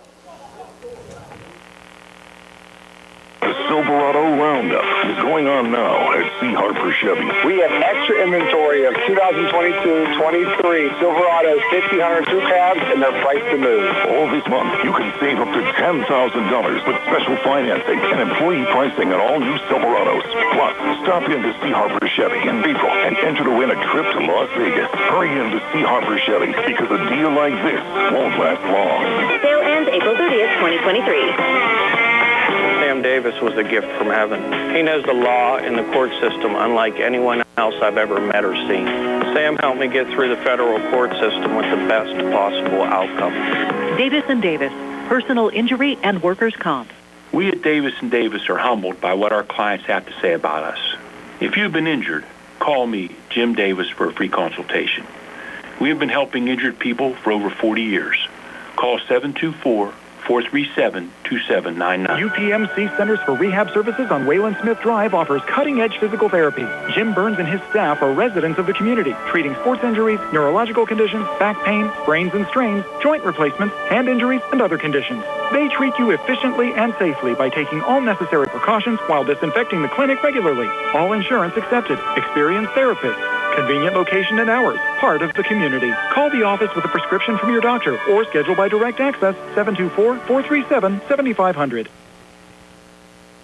Back here at Bailey Park, a 3-1 lead now for the Uniontown Red Raiders over the Belle Vernon Leopards. Moving to the top of the fourth inning, Adam LeCarte, Jake Jedico, and Tanner Stieber due up for the Leopards. Hitters 4, 5, and 6. Christian Thomas still on the mound for the Uniontown Red Raiders. Thomas now with his first lead of the game. Help him settle down a little bit as well. First pitch misses to Adam LeCarte, who struck out swinging in the first inning. You got a little college info on Mr. Thomas as well. You know, we got that AQR insider trading here, so, you know. My bride, via Amy of Amy's Quilt Room, tells me that Christian is going to Embry-Riddle, but he's not sure if he's going to play baseball, but he's going to study to be a pilot. Nice. And will also study aerospace engineering. So I can tell you right now, Christian's a lot smarter than I ever was, yes. That's for sure. Count out 1-1 after that last foul ball from LeCarte. It's one of the questions. You know, you have to answer the questions when you're setting up passwords and everything, and it says, what school did you apply to that you didn't go? I always put Harvard. Did you actually apply to Harvard? You crazy. 2-1 pitch. So the last one was one hop. I didn't know. No. Maybe you were a lot smarter back in the day. No. If you're kind of dumb, you're dumb all your life. It's not going to change. 2-1 pitch miss, 3-1. No. That Manny Dice we see down there on the fence line? Front row down Looks like it, yeah. He's coming up. Dad, where's my baseballs? 3-1 pitch, swing and a miss from LeCarte. Takes us full to 3-2. Manny cheering on the Red Raiders.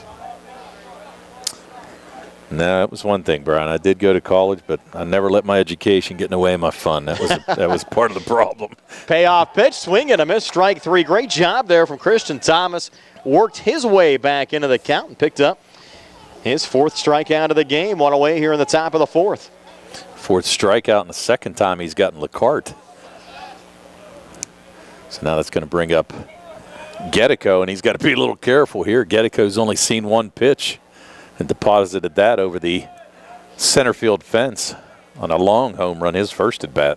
Sure, Thomas quite aware of that. Oh, yeah. He'll step off. Got a feeling that he's probably going to see some breaking pitches here instead of a fastball to start him off. Penns and Blackhawks, by the way, no score after one at PPG Paints Arena. As Thomas finds the strike zone on the first pitch to Jedico. Yeah, nice breaking pitch there. Caught the outside corner. I'm sure he's going to see another one. 0-1, chipped foul. Kind of moves to 0-2. Yep. And you look at Thomas, retired Belle Vernon in order in the top of the third, 1, 2, 3. If he can kind of get into a groove of things, look out. For sure. I have him unofficially at 48 pitches in this fourth inning. That's in a pretty good spot right now. You figure it out here in the fourth, about midway home. Certainly has to be comfortable in that position. This ball popped up in foul territory in the infield. Charging and getting from first is Tate Musco for the second out of the inning.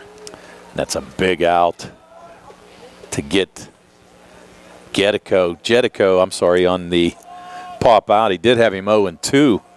Kind of went back to the breaking pitch and tried to go the other way, but Musco able to come in and corral that. Actually, I think if he didn't get it, Thomas was going to be there too to make the play. So now 2 outs. That's going to bring up Tanner Stieber. Stieber struck out his first time up, but actually reached base on the pass ball on the third strike. He swings at the first pitch, sends it right back to Thomas, who sends it off to Musco at first for another 1, 2, 3 innings. So Uniontown a 3-1 lead over Belle Vernon as we move to the bottom of the fourth here on the C.R. Parada Group High School Sports Night broadcast presented by Penn Residential, Essential Marcom, and Amy's Quilt Room. Spring forward to home construction season with First Federal of Greene County. First Federal's construction and improvement loans put you in charge of your dream home project with all of the tools you need. First Federal offers construction loans, owner-builder loans, and home improvement loans. With offices in Fayette, Greene, and Washington counties, your loan stays here. Visit a First Federal loan officer today or apply online at ffgc.bank. First Federal Savings and Loan Association of Greene County, member FDIC, equal housing lender, NMLS number 458729. Bad hair day? Bad day at the office? Bad day behind the wheel? Hey, stuff happens, even to the best of us. At least your car insurance rate doesn't have to take a hit. Get Erie Rate Lock from Erie Insurance. Gives you a great rate that stays put until you change a car, driver, or your address. Plus, seriously good service. Now that's something to smile about. Your Erie agent in Uniontown and Ross Traver Township is Sproul's Insurance Group, 724-437-9812, or go to sproulsinsurance.com. Erie Rate Lock does not guarantee continued insurance coverage and is not available in all states. South Union Township Supervisor Rick Vernon has spent his life helping others. Now in his 18th year of service, he previously served as our district judge for 24 years. Rick has announced he would like to continue as supervisor by seeking re-election. Let's keep a great team together in South Union. On May 16th, vote for Rick Vernon for Township Supervisor. Paid for by the candidate. Back here at Bailey Park, Red Raiders batted around in the bottom of the third inning. They'll start with the same three up here in the bottom of the fourth. Tanner Uphold, Mason Kuhn, and Tate Musco trying to keep things going. Uniontown scored 3 runs in that bottom of the third inning to lead it 3-1. Now in the bottom of the fourth. And Colton Lee coming back out for his fourth inning of work. And as I said, unofficially, I have him at 69 pitches through the first 3 innings. He had only thrown 26 through the first 2, but that last inning, I had him at 43 pitches. As you mentioned, only gave up 1 hit. Yeah. In that bottom of the third inning. Had a couple of walks, 2 hit by pitches, 3 walks, in fact. 3. And 1 single from Mason Kuhn. Yeah, 3 walks and 2 hit by pitches. And as we said, only 1 hit. And the Red Raiders only have 2 hits on the whole game, but scored 3 runs and right now have the lead. And Uphold was one of those Red Raiders that was hit by a pitch, stole a base, scored a run last time up. Yeah, caught one right on the elbow. And Lee, even with nobody on base, works from the stretch. Misses low on the first pitch there to Uphold. Yeah, Uphold took one off the elbow that first time up, but stayed in the game and scored the first run for the Red Raiders. Seems all right now. 1-0 now, lead to Uphold. And Uphold sends it on the ground on the left side. Shortstop Mary in there. Throw over to first. Was it scooped up? Nice scoop. Yes, it was by the first baseman Tanner Stieber. So Uphold retired 6-3 for the first outs of this bottom of the fourth inning. Yeah, nice scoop there by Stieber. Actually caught that off the short hop and made a nice play. I think if he doesn't make that play, that ball might have bounced over the fence. We've seen that a number of times. Yes. Actually, when we were sitting there a few times. They've done some games over there and actually had a couple of scares on some of those throwovers to first. You were scared. I saved your life a couple times. So you always bring your glove out to the games, right? That's right. Mason Kuhn's been on base safely in both plate appearances. Hit by a pitch back in the first. Singled, was able to advance down to second off of an error by the left fielder Adam LaCarte. Ended up scoring a run in that third inning as well for the Red Raiders. Yeah, and actually drove in a run. And belts one here in the gap in right center field. It bounces in front of the right fielder Jake Jetico. And a 1-out single for Mason Kuhn here in the bottom of the fourth. Kuhn now with 2 hits on the game. And another runner on base now for the Red Raiders. Tate Musco coming to the plate. Musco 0 for 2 today. Fielder's choice in the first. Flew out to Jetico in the third. Batting here from the left side. Came into the game a 176 average and 4 RBIs. Yeah, and Musco's due here as well. Another lefty versus lefty matchup. Lee's first pitch here to Musco, and Musco swings at the first pitch, sends this one deep to center field, and a one-hop off the wall. Rounding second, on his way to third is Mason Kuhn. Kuhn will stop at third. It's a stand-up double for Tate Musco, and the Red Raiders with runners on second and third and 1 out, up 3-1 here in the bottom of the fourth. Yeah, and a nice piece of hitting there by Tate Musco. Caught that outside pitch and took it the other way and hit it in the left center field gap. So now all of a sudden the Red Raiders threatening here with only 1 out and 2 guys on. That's it for Colton Lee. Pitching change. Red Raiders threatening again, up 3-1. 1 out, bottom of the fourth. We'll take a quick timeout with the Leopards looking for a new pitcher. We're back in just a moment here on the CR Product Group High School Sports Night. Broadcast presented by Penn Residential, Central Marcom, and Amy's Quilt Room. Pizza, beer, atmosphere. It's all at Mom Maruka's Pizza, located on Barton Mill Road in Uniontown. Mom Maruka's is your prime spot to enjoy local high school sports. Family owned and operated, the Sampson family carries on the tradition of homemade pizza, salads, wings, and the best Italian hoagie and homemade bruschetta in town. Mom Maruka's is open Monday through Saturday from 4 to 10 for indoor and outdoor dining and takeout. Don't forget Mom's catering services for your next party or gathering. Call 724-438-9066 or visit MomMarukaPizza.com for their menu and live music schedule. I'm attorney Bill Martin, partner at Radcliffe Law. I have experience in workplace accident cases for nearly 15 years. If you've been hurt at work and are trying to navigate a workers' compensation claim, are you being treated unfairly by your employer? When you're hurt at work, your employer's main goal is to get you back to work, but you may not be physically ready to do that.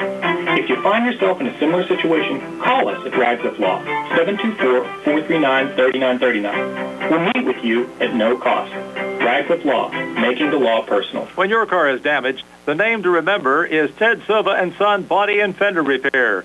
Ted Silva & Son offers complete collision service, minor to major repairs, frame and unibody repair, and glass installation.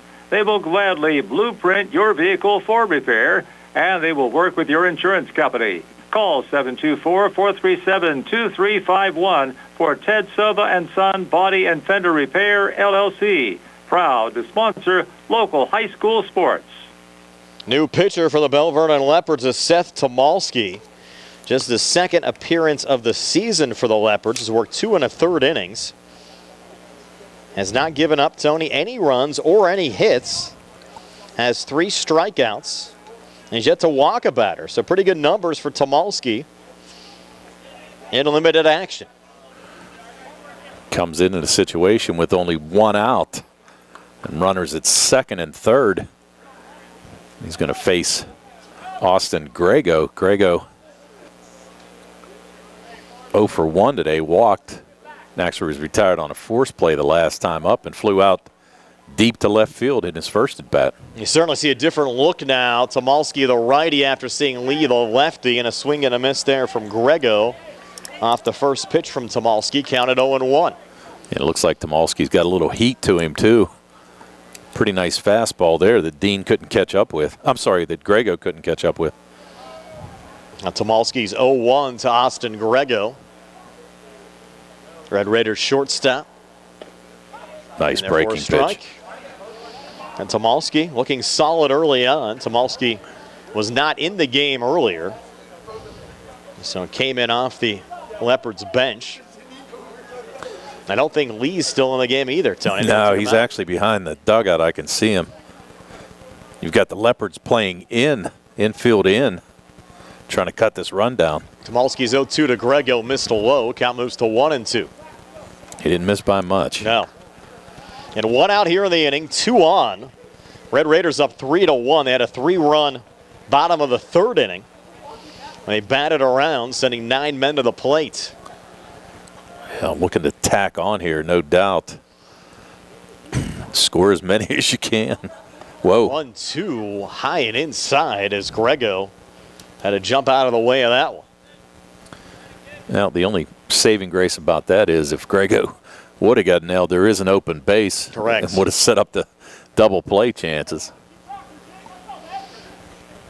Leopards looking for outs any way they can get them right now, trying to stay in this game down 2 with Uniontown threatening again. 2-2 pitch, and Grego gets a piece of well-hit ball right up the middle to center field. This could score 2. Already across is Kuhn. Musco headed to the plate. Throw coming in, head first slide, safely at home, down to second, but out at second is Grego trying to advance, but he does pick up 2 RBIs. What goes a single to center field, 2 ribbies. Runs scored from Kuhn and Musco, increases the Uniontown lead now to 5-1. And a big hit, and actually advantage for Uniontown because of the drawn-in infield. Hit that ball right up the middle, and really nobody could get to it. As you said, both runners score. And Grego's going to be the second out of the inning. But you'll take that trade-off anytime. Yeah, every bit of. 2 across. Yes, the second out recorded. Now the base is empty. And you have Tomalski facing Wyatt Nails, who's 0 for 2 today. Actually got on via fielder's choice last time up. Takes the first pitch here high and inside for ball 1. And I'm going to record Grego being out 8-2 to 6. Not one you see every day. No. Now the 1-0 here, Tomalski missing there on the pitch to Nails. The count at 2-0. Yeah, and the unfortunate thing for Belle Vernon right there was if, runners were not on second and third, I mean, that ball would have been an easy play for either Marion or Bellissimo. Yeah, just a well-hit ball in the right position situationally there for Uniontown. Big cut, swing and a miss from Nails. Now the Red Raiders at least strung some hits together. 3 hits in a row there for Kuhn, Musco, and Grego. Yeah, setting themselves up in a pretty good position here midway through the game. And they're swinging a miss now. 2 strikes on Wyatt Nails. Go through 4, up 5-1 against a good Belle Vernon team. It's a nice spot to be in. No doubt. Tomalski ready to rock. And Nails a swing and a miss to end the inning. But the Red Raiders played another 2 and lead it 5-1 after 4. Here on the C.R. Browna Group High School Sports Night broadcast presented by Penn Residential, Essential Marcom, and Amy's Quilt Room. Did you know that you have a choice for your physical therapy provider? NovaCare Rehabilitation offers same-day appointments, and oftentimes you don't need a prescription from your doctor to see us. We will make sure that you are treated as an individual and will work directly one-on-one with you to help achieve your goals. You have tried the rest. Now try the best. NovaCare, Delaware Avenue in Uniontown. Phone 724-437-0556 to schedule your appointment today. The Catholic War Veterans Post 1669 in Hopwood is a veterans organization located in Fayette County since 1950. They are proud to advertise on WMBS sports programs and to contribute to the Veterans Hospital, local sports teams, and scouting organizations. Best of luck to all of our local teams from the Catholic War Veterans Post 1669 in Hopwood. Let's face it, sometimes local is just better. Locally grown, locally sourced, shop local, eat local. What about local expertise? At Allstate, Russ Blejo is just that, a local. So contact Uniontown area Allstate agent Russ Blejo so Russ can help you with protection that's right for you and the things you love most. Allstate, are you in good hands? Subject to terms, conditions, and availability. Allstate Fire and Casualty Insurance Company and affiliates, Northbrook, Illinois. Brian Morozak and Tony Hanola back here at Bailey Park in Uniontown. The Uniontown Red Raiders a 5-1 lead over the Belle Vernon Leopards as we move to the top half of the 5th inning. Christian Thomas, Tony, has actually retired 9 straight. Yeah, he settled down, really. Just gave up that home run, and really that was the only pitch that he'd like to have back. Outside of that, he's done a great job on the mound for the Red Raiders. You get back to the 2nd inning, Jedico homered, and then Tanner Stieber was actually struck out by Thomas, but safe at first after the ball was dropped by Jack White. And then he struck out Kostelnik. Bellissimo and Hoffman grounded out to end the inning. Then he had 3 groundouts from Wessel, Marion, and Lee in the 3rd. And then LeCarte striking out, Jedico popping up, and Stieber grounding out to end the inning. Now it's Kostelnik, Bellissimo, and Hoffman here in the top half of the 5th. And out of the 12 outs that Uniontown has recorded, Thomas actually has 5 putouts. I'm sorry, 5 assists on his own. He retired 5 guys, 1-3 so far in these first 4 innings. So fielding his position as well. Nice Kostelnik behind here early on as well. As Thomas winds and fires, that one a little high and inside. Yep, just got to throw strikes right now. You got a lead. 4-run cushion up 5-1. 4-run cushion. You got 7, 8, and 9 hitters here in this inning. So really be nice to get them out 1, 2, 3. Possibly score some more runs next inning. This ball chopped to short. Making the play there, Grego over to first in time to Musco to retire Kostelnik 6-3 for the first out of the inning.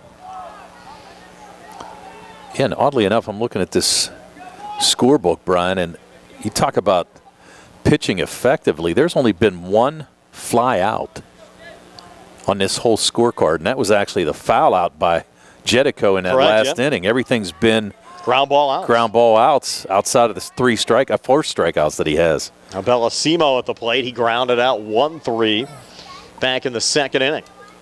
He'll swing at the first pitch, pop it up in foul territory. Goes over the visitor bleachers and into the woods. It has to be a tough job trying to scout those balls out at night in the woods. There's got to be 500 balls up in there.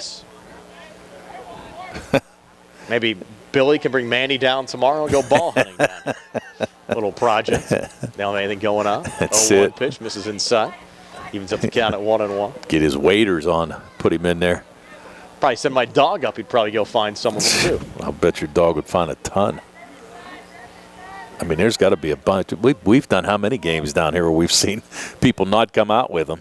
1-1 pitch on the way, low and inside. Joe Walkos here does such a great job with the field here at Bailey Park, working for the city of Uniontown. Taking in the game tonight as well. 2-1 now. Thomas to Bellissimo. Yeah, just a quick count. 9 ground ball outs for Thomas. Bellissimo sends another one foul off the right fence. A little kick save there by the first base coach. Buddy Steve Super said he's going to make his way down tonight as well. He just wants to see the new press box here, I'm sure. Nice digs though. Yes. There's no doubt. A lot of room down here. 2-2 now. Thomas to Bellissimo. Thomas winds and fires. Bellissimo, a little check swing, fly ball into center field. Charging and getting there is Tyler Hawk. So the second fly ball out of the game, Tony. But 2 outs here in the top of the 5th. Now that's the key. It was an out. That's all that matters. I mean, it's not a ground out, but it's an out, and that's all they want at this point in time. Now you've got Austin Hoffman coming up. Hoffman grounded out to Christian Thomas his first time up. Now 11 straight retired by Thomas. 11 straight retired, and I've only got him for, and there again. Hoffman, a little nubber going back to Thomas. Throw over to first in time, and another 1-2-3 inning. Hoffman retired 1-3. And the Red Raiders sitting pretty, up 5-1 over Belle Vernon as we head to the bottom of the 5th here in the C.R. Prana Group High School Sports Night. Broadcast presented by Penn Residential, Essential Marcom, and Amy's Quilt Room.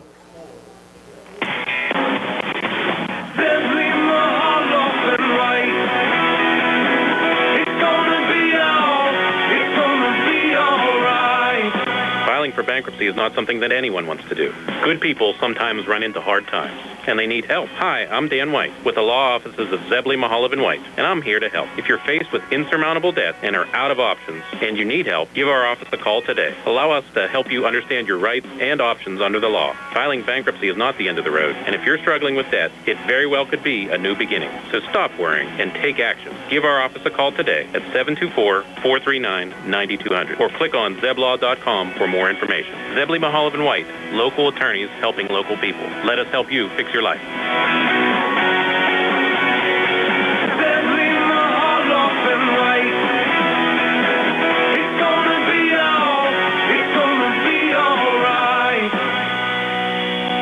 Just as your local State Farm agent combines good neighbor service with surprisingly great rates, you can combine your home and auto. And guess what you'll get? That's right, good neighbor service with surprisingly great rates. In fact, State Farm agent Lauren Yeoman is your go-to agent in Uniontown for the service you deserve at the price you want. So try to combine home and auto today. State Farm agent Lauren Yeoman will help you mix and match things perfectly. Call 724-592-6308 for your surprisingly great rates. Like a good neighbor, State Farm is there. Back now for the bottom of the 5th. Uniontown a 5-1 lead over the Belle Vernon Leopards. Red Raiders with Christian Thomas, Clay Dean, and Tyler Hawk coming to the plate here in the bottom of the 5th. Up 4. Well, and looking to tack a few more on, really. The 10-run rule would be nice right now to save some pitching for tomorrow. Saw that earlier on today. Our first game on WMBS, a 10-0 win for Laurel Highlands over Albert Gallatin. Brought you that game on our Facebook live stream. Again, we'll have Both Uniontown and Laurel Highlands in action for you on Monday. That'll be our next Harper Auto Group High School Sports Day and Night. Coming up during the day, it'll be the Laurel Highlands Mustangs taking on Belle Vernon. That'll be a 4 o'clock start at Laurel Highlands High School. They're back over here at Bailey Park for Ringgold and the Red Raiders. Next Friday night, Rams will win over Greater Latrobe tonight, Tony. That sets up for a pretty good game next Monday night. Sure does.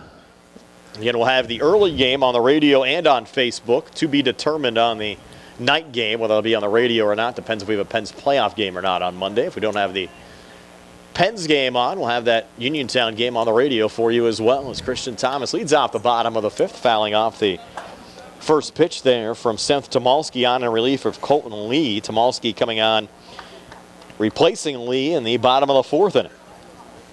Oh, and I have the final numbers for Lee through 3 1/3 innings.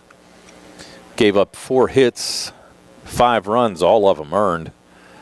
Had 4 strikeouts, 3 bases on balls, and 3 hit batters. Tomalski's 0-1 here to Christian Thomas. High and inside, evens up the count at 1-1. So obviously, too, he's the pitcher of record for Belle Vernon.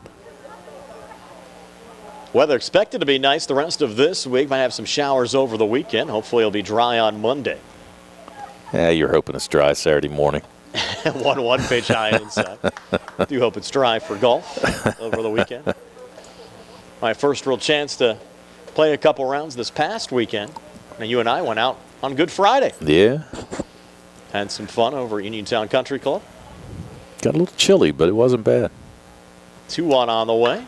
And Thomas sending that one in the gap in right center field. Will drop in for another Red Raider hit. Kind of checked up there in front of Jacob Jetico. So leadoff single to right for Christian Thomas.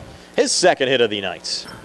Yeah, so Thomas again putting the lead runner on for Uniontown. And Thomas with some good speed. So would not be surprised to see him take off. They're going to send in a courtesy runner. Yep. Probably a good move. Save his energy there a little bit. Especially considering the fact you're up 4 runs in the game. Right. Christian now coming alive, though. He came in batting 133, but 2 for 2 here tonight. So especially early on in the season, you can jack up those averages pretty quickly. Oh, yeah. Doesn't take much, but that's a good sign. That's what we said, both he and Tate Musco coming in with below 200 averages, but I got a feeling that both of them will pick that average up here over the next 2 weeks. You kind of tell those guys were due. Oh, yeah. And you saw Musco hit a shot last at bat, and Christian Thomas now with 2 hits on the day. Clay Dean at the plate. A little one-hopper there from Tomalski. An opportunity for Gasper to get down to second, and Gasper is safe at second. Gasper with an awkward slide there, but I hesitated on the call till I saw it there, Tony, just to make sure he was safe. Yeah, I actually thought he was going to kind of dive there a little bit. I thought the dirt was going to stop him from getting to the bag. So now another runner in scoring position for Clay Dean. He came in with a 400 average. RBI walk last time up. Struck out back in the 2nd inning. Another one-hopper, and that one gets away from Max Kostelnik, allowing Gasper now to get down to 3rd.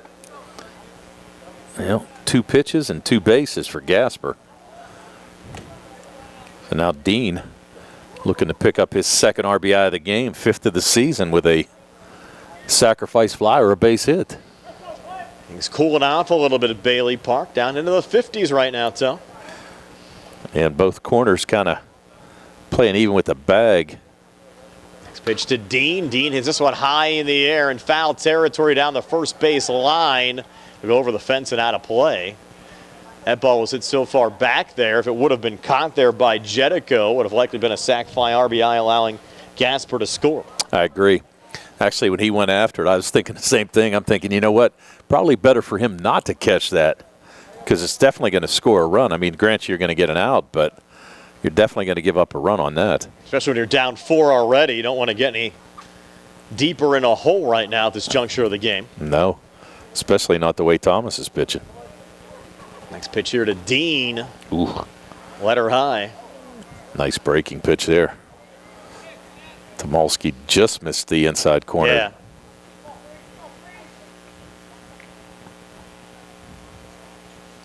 Now Dean set to go again.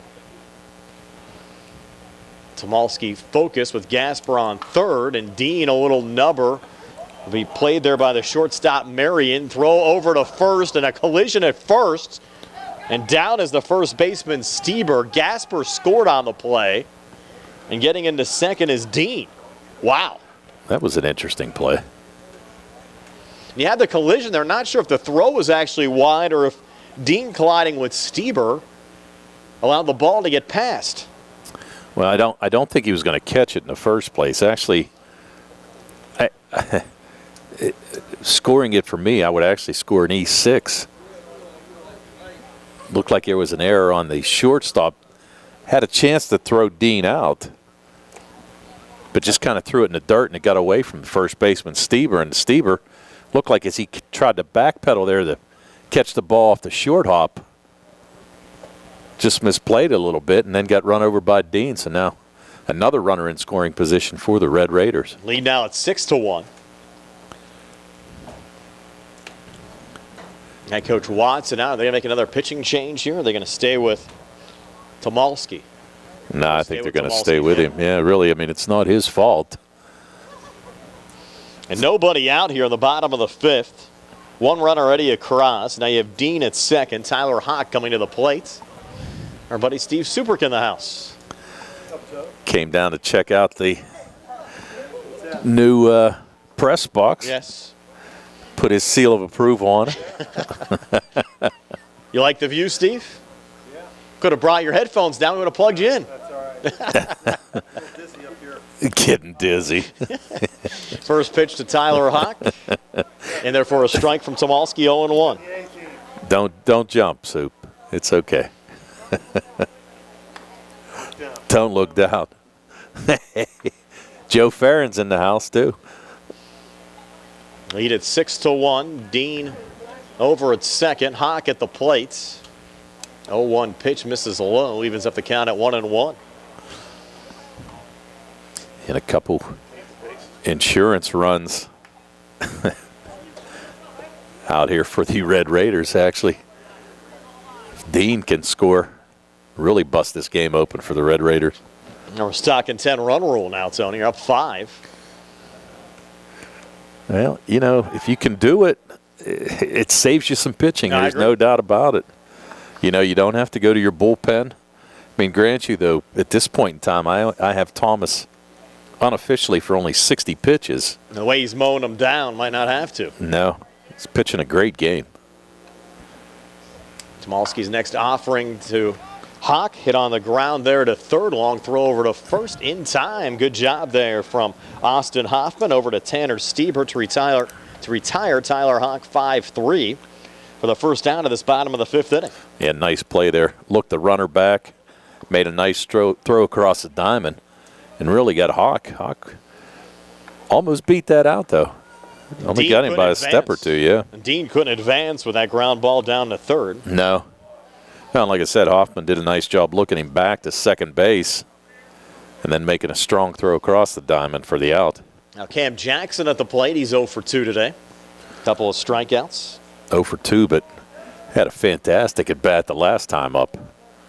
Probably saw about 10 pitches, fouling off a number of them. Made Colton Lee throw a bunch. Yes, he did. Head here 1-0. Tanner Uphold waiting on deck. Jackson batting from the 8th position in the Red Raiders batting lineup.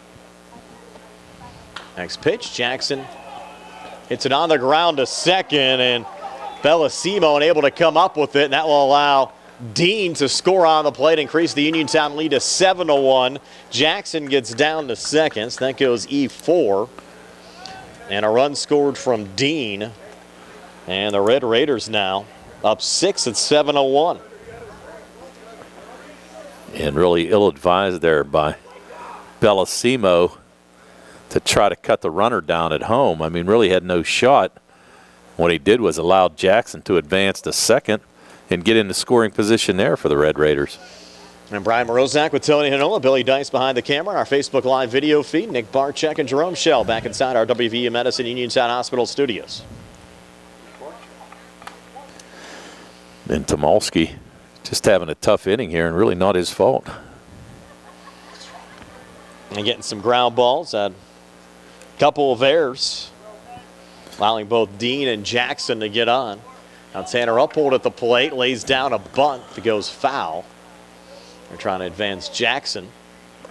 And you have one out here in the inning. Red Raiders plated 3 in the third, tacked on 2 in the fourth, and have scored another 2 runs here in the fifth.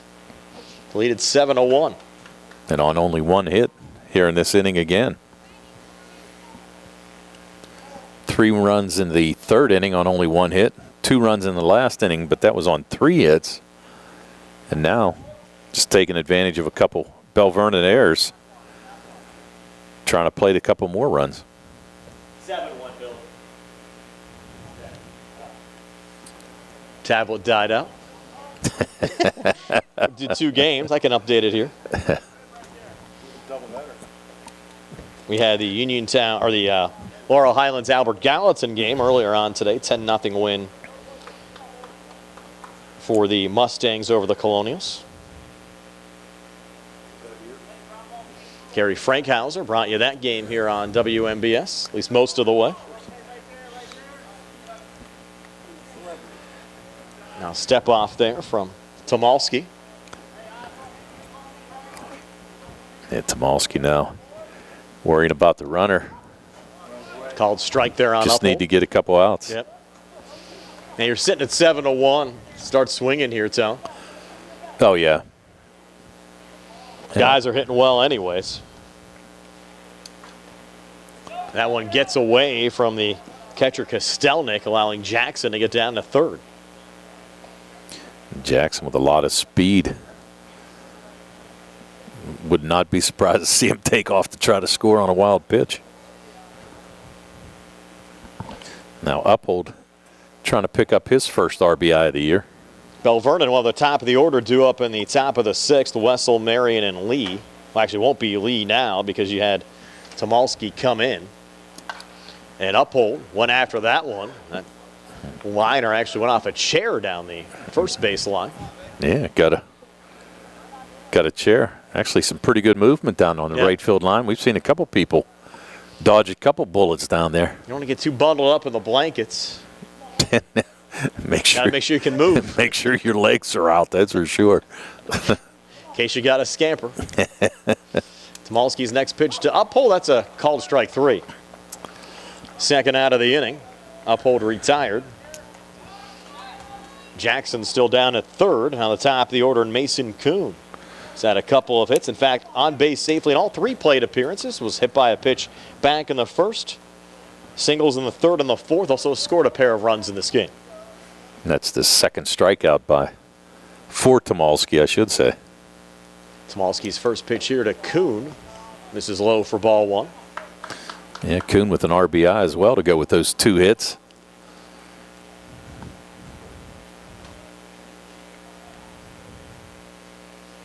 Jackson itching to get home. I think the Red Raiders might all be right now, Tony, looking to get to 3-0 in the conference. On high and outside.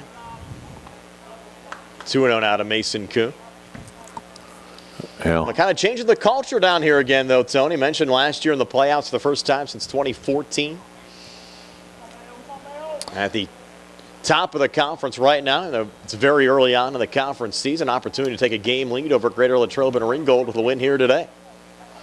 Yeah, but took another one, 3-0. I mean, when you look at it, though, like we talked about before, I mean, you got 10 conference games. I mean, you figure after tomorrow.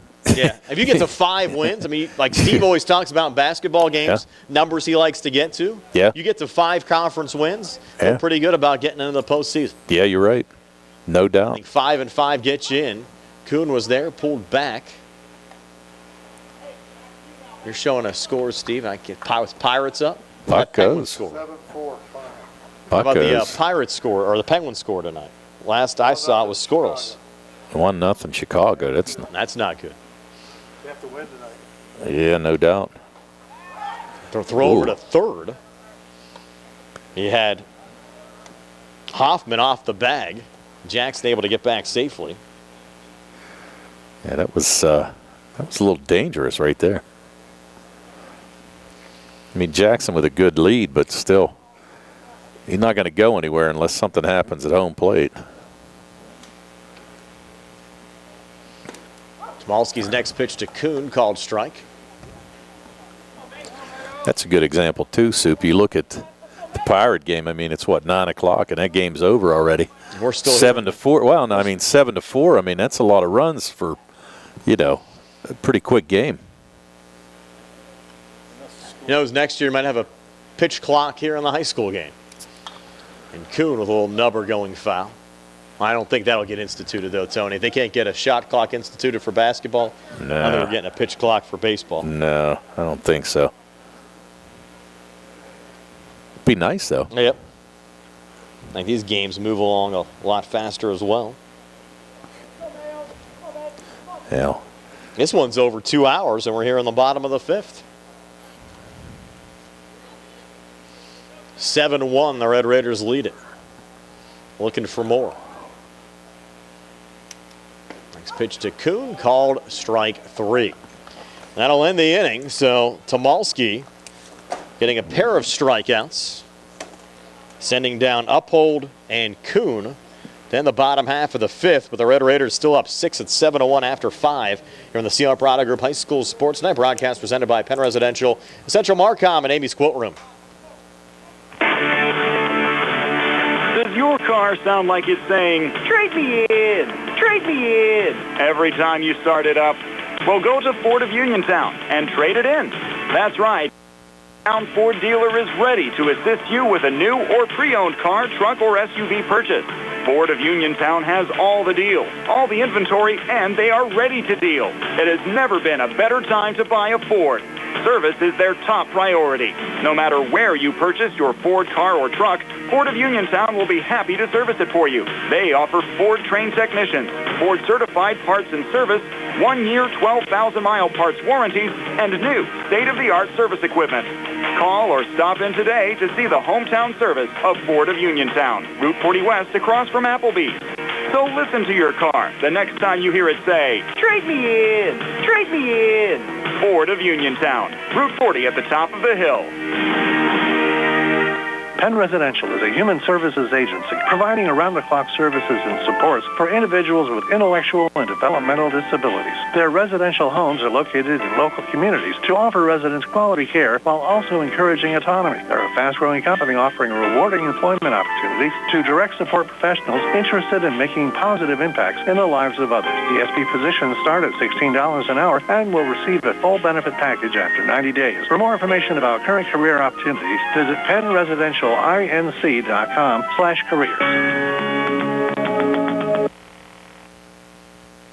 Back here at Bailey Park in Uniontown, 7-1. The Uniontown Red Raiders leading the Belle Vernon Leopards to move to the top of the sixth inning. Leopards with the top of the order due up. Jake Wessel, Martin Marion, and Colton Lee was in that position. Now be occupied by Seth Tomalski. Unless they decide to make another move. And Thomas working on 3 consecutive 1-2-3 innings. I'm sure he'd like to do that again here. Well, he's actually retired 12 straight. Correct. And Wessel, who's 1 for 2, leading off this top half of the sixth. He'll swing at the first pitch and send it high in the air, and charging from first and making the grab there for the Red Raiders is Tate Muska. So Wessel retired, F3. Our first out here on the top of the sixth, with Martin Marion coming to the plate. Marion sacrificed back in the first inning, grounded out 1-3 in the third. Came in with a .333 average and 5 RBIs. Coach Musco happy to see 1 pitch, 1 out as well. I'll say this juncture of the game, again, game about 2 hours and 13 minutes long here in the sixth. You wonder how frustrated the Leopards might be at this juncture of the game as well, down 6. They just might start swinging away here early on. Thomas missed on the first pitch high there to Marion. That little check swing did not go around, count at 1-0. That looks like Colton Lee is still on deck, so he's going to stay in as the DH. Which would be possible because they did not have a DH. Right. Lee hit for himself. Right. To start the game. So you would have Lee batting in that spot. That one fouled off by Marion, evens up the count at 1-1. Yeah, Tomalski came in for him, so you're right. He's going to be in the DH position at this point.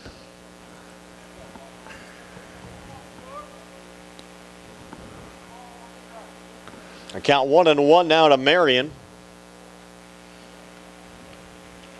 As Thomas will wind and fire here. And a swing and a miss from Marion moves the count to 1-2. Yeah, Thomas, nice game. I mean, really kept the ball in play. I mean, everything on the ground. Just been extremely efficient here tonight for the Red Raiders. We've been accustomed to seeing that, though, Tony, over the last couple of years. That one fouled off by Marion. Count remains 1-2. I like his. I tell you what I like about it is he doesn't mess around. Yep. I mean, he's there. He gets the sign. Here it goes. It's no, like, not a lot of wasted motion in between pitches, and just keeps the game moving. I mean, there's no doubt. 1-2 here, a little one-hopper. Evens up the count at 2-2. Now, likelihood we'll see him here again next Monday for the Red Raiders game against Ringgold. I would bet on it. I'm trying to finish off Martin Marion. Pitch on the way. And Marion sends it right back to Thomas. We'll turn it over to Musco. Record the second out of the inning. A little screamer in Thomas's direction. And that's the third time, even with the sacrifice bunt, that Marion has grounded out to Thomas in his game. Yep. 3-1-3s. Yep. Now that's going to bring up Colton Lee. Lee grounded out to second baseman Kuhn his first time up, and then grounded out to third baseman Clay Dean his last time up. That's 14 straight now retired by Thomas. Yeah, I mean, you can just tell right now he's just in the groove. I mean, everything's around the plate exactly where he wants to throw it, catching corners. And really just shrugged off that Jetico home run. Did not let it bother him whatsoever. Comes back with another strike here to Colton Lee. Well, gave up 2 hits in those first 2 innings and has not given one up since then. Looking to finish off Lee for another 1-2-3 inning. That one's low. Hops away there from Jack White. Well, didn't miss by much. It'll have a quick post-game show and get you out to the conclusion of the Penguins-Blackhawks game. At last check, Penn's down 1-0 to the Blackhawks after 2 periods. Really need a win to get themselves in a playoff position. At least try to get points tonight. But a win of any kind would get them back above the Islanders for that final wild card spot in the East.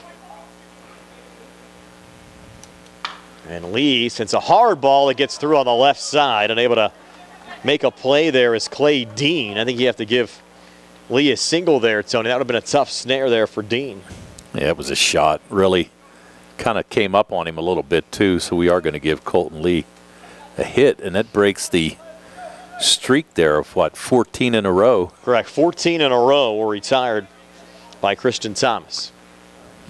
Now you'll have Adam Lecart. Well, it was Lecart that was scheduled. They're going to have a pinch hitter here. Cole Machuik coming to the plate.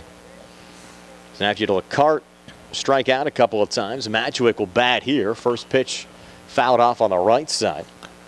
Back in the woods. Yep. Trying to get some numbers here on Machuik. You might as well just try some different things here, Tony. Try to find somebody that's hot. You're down 6 at 7-1. Machuik just one at bat coming into the game, 0 for 1. Well, yeah, and I mean you're trying to make some magic happen, but at this point, I mean you could see what you got to. I mean obviously they picked him off. Wow. Picked off at first to end the inning is Colton Lee. So that'll end the top half of the 6th. We'll go to the bottom of the 6th, still 7-1. Red Raiders over the Leopards here on the CR Piranha Group High School Sports Night broadcast presented by Penn Residential, Central Marcom, and Amy's Quilt Room.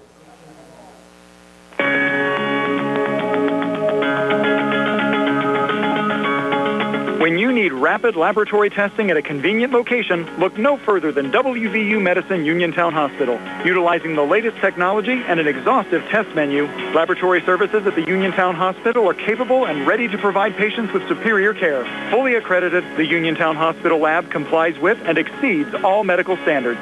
The lab itself is staffed 24 hours a day, 365 days a year inside Uniontown Hospital and is prepared to handle emergency situations as they arise. Inpatient and emergency care blood work is collected daily, and outpatient laboratory services are available Monday through Friday, 6 a.m. to 6 p.m., and Saturday and Sunday from 7 a.m. to 3 p.m.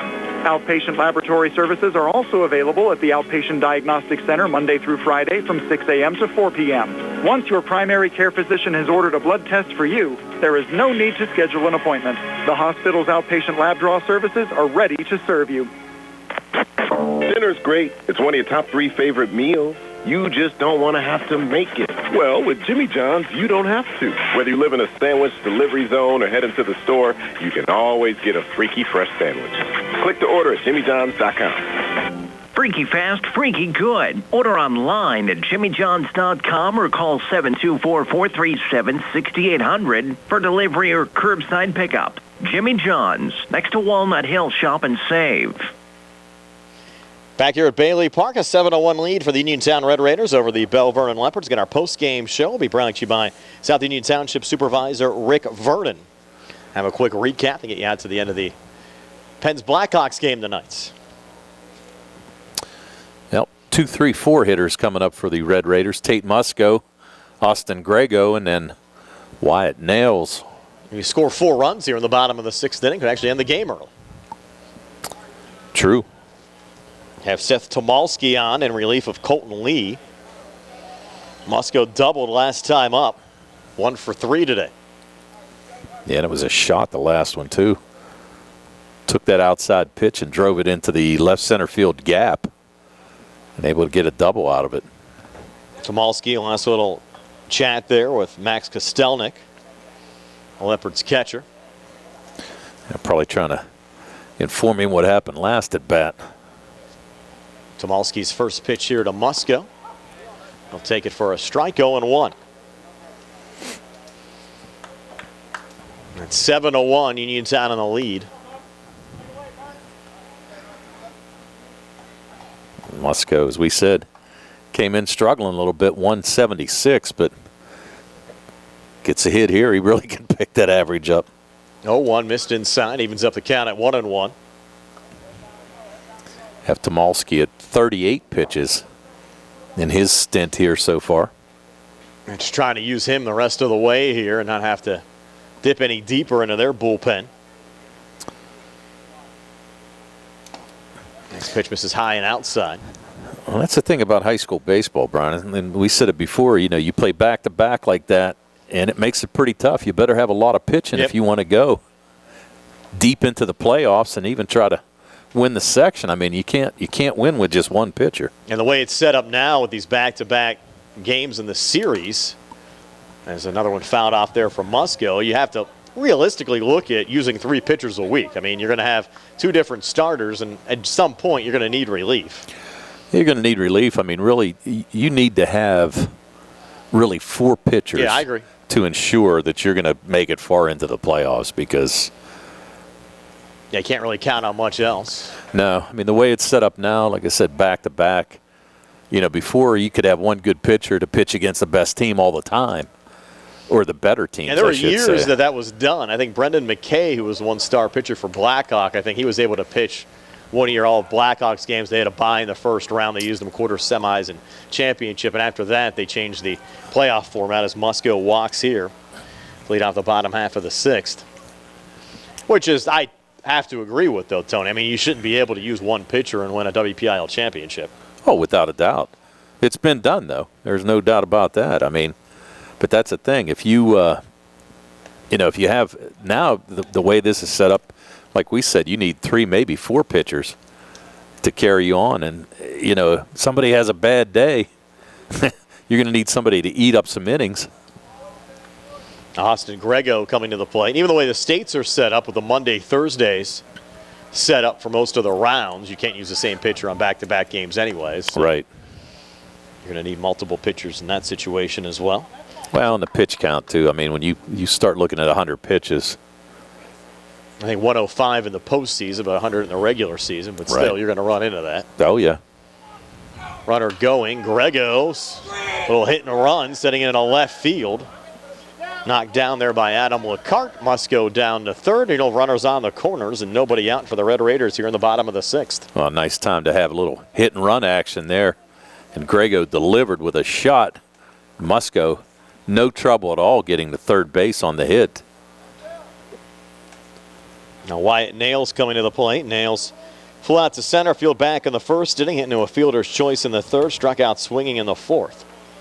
And that's the second hit of the day for Grego as well. He's got a couple RBIs today. These Red Raider batting averages are going to start creeping up a little bit too. Had a nice day at the plate. Well, if I'm not mistaken, I think they came in hitting, what, 267 as a team or 276, somewhere like that. I'll tell you right now. Yep. If my memory serves me. I mean, I have my notes here, but 276. What a memory. There you go. Yep. Like I tell everybody, I look like an elephant. I remember like one, too. That's why you're an award winner. Yeah, yeah, please. Yeah.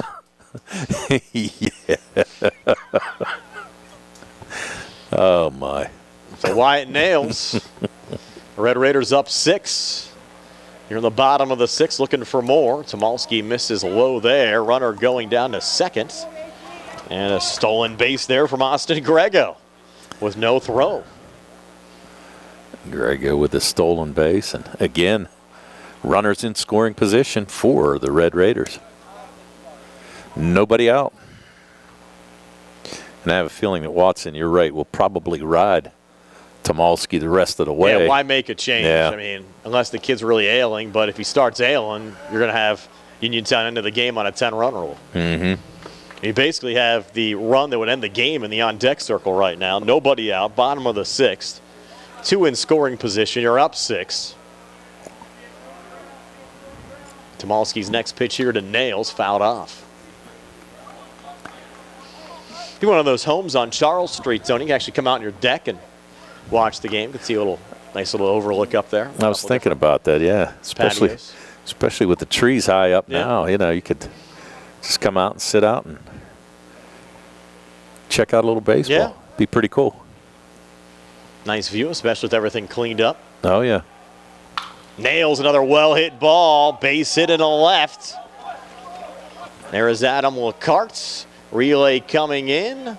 Play at the plate, not in time. 2 more score. Throw down to second and out at second is Nails. You have a 2 RBI single to left for Nails. Runs scored from Grego and Musco. So the lead now goes to 9-1. So you're up 8 here in the bottom of the 6th. And you've got Nails now in double figures in RBIs for the season. He's up to 11. Came in with 2 home runs and 9 RBIs. Christian Thomas now at the plate with the bases empty and 1 out here in the bottom of the 6th. Thomas takes the first pitch high and inside for ball 1. We're going to go 7-2-4, retiring Nails. Seen a couple of those today. Yeah, we have. 8-2-6 and 7-2-4. High and inside there to Thomas. You know, and Thomas obviously wants to tack on a couple more runs, get a couple hits, but at this point I'm sure he's just thinking, okay, let me get out there and throw a complete game, get out of here with a win. Now you're up 8. Next pitch to Thomas, high and inside. But still only 1 out. Yep. You still have the same situation. The run that would end the game in the on-deck circle now the base is empty. Leading by 8. And Thomas walks. And now you'll have the run that'll end the game coming to the plate and Clay Dean. That's the second walk of the inning for Tomalski. I'll get a courtesy runner. Once again, Gasper to run again. Ran last time. Ended up scoring a run. And same spots.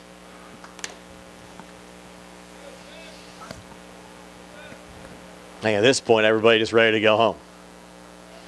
8-run lead. I concur. Getting a little chilly. Big time cut there from Dean. Our cameraman Billy Dice said he left his jacket in the car. He's getting cold. Got to start listening to the old bull, Billy. Yeah. He never likes to listen. I heard you guys, it took you guys, what, 3 hours to get home from Bedford? Well, it saved 11 minutes. Saved 11 minutes, but it took you 3 hours? Something like that. Nah, doesn't make any sense. That was him. He's over there shaking his head.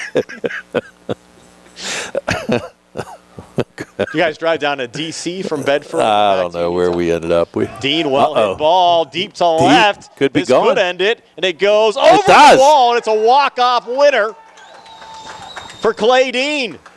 So Dean sends it over the left field wall. Home run to make it 11-1. That'll end the game. That's your final score. Red Raiders win it 11-1. Back to tell you all about it right after this here on the CR Product Group High School Sports Night. The Silverado Roundup is going on now at C. Harper Chevy. We have extra inventory of 2022-23 Silverados 50-100 crew cabs, and they're priced to move. All this month, you can save up to $10,000 with special financing and employee pricing on all new Silverados. Plus, stop in to C. Harper Chevy in April and enter to win a trip to Las Vegas. Hurry in to C. Harper Chevy because a deal like this won't last long. Sale ends April 30th, 2023. Penn Residential is a human services agency providing around-the-clock services and supports for individuals with intellectual and developmental disabilities. Their residential homes are located in local communities to offer residents quality care while also encouraging autonomy. They're a fast-growing company offering a rewarding employment opportunity to direct support professionals interested in making positive impacts in the lives of others. The SP positions start at $16 an hour and will receive a full benefit package after 90 days. Opportunities, visit PennResidentialInc.com/careers.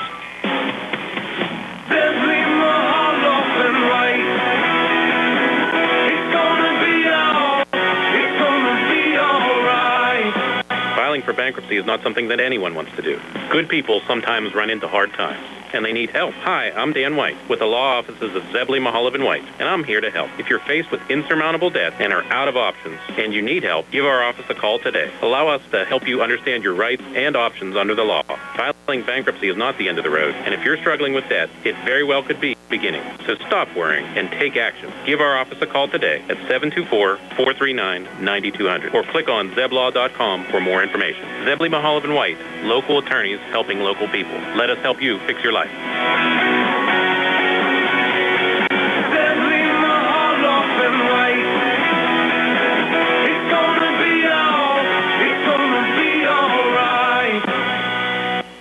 An 11-1 win for the Uniontown Red Raiders over the Belle Vernon Leopards. Back on our postgame show brought to you by South Union Township Supervisor Rick Vernon. Here's a quick recap from Tony. All right, for the Uniontown Red Raiders, they scored 11 runs on 9 hits. They committed 1 error, and they left 6 runners on base for the night. Winning pitcher tonight, Christian Thomas. He was helped by Clay Dean, who had a home run, 3 RBIs, 2 RBIs by Austin Grego and a couple hits. Wyatt Nails with a couple RBIs. An RBI by Tyler Hawk, an RBI by Mason Kuhn, who went 2 for 3. So really, everybody put it together offensively for the Uniontown Red Raiders here tonight. As we said, too, Christian Thomas with the win. He gave up 1 run on 3 hits, left 2 men on base, and they only committed, and Belle Vernon committed 3 errors tonight. So 1 run on 3 hits, so a 3-hit complete game for Christian Thomas.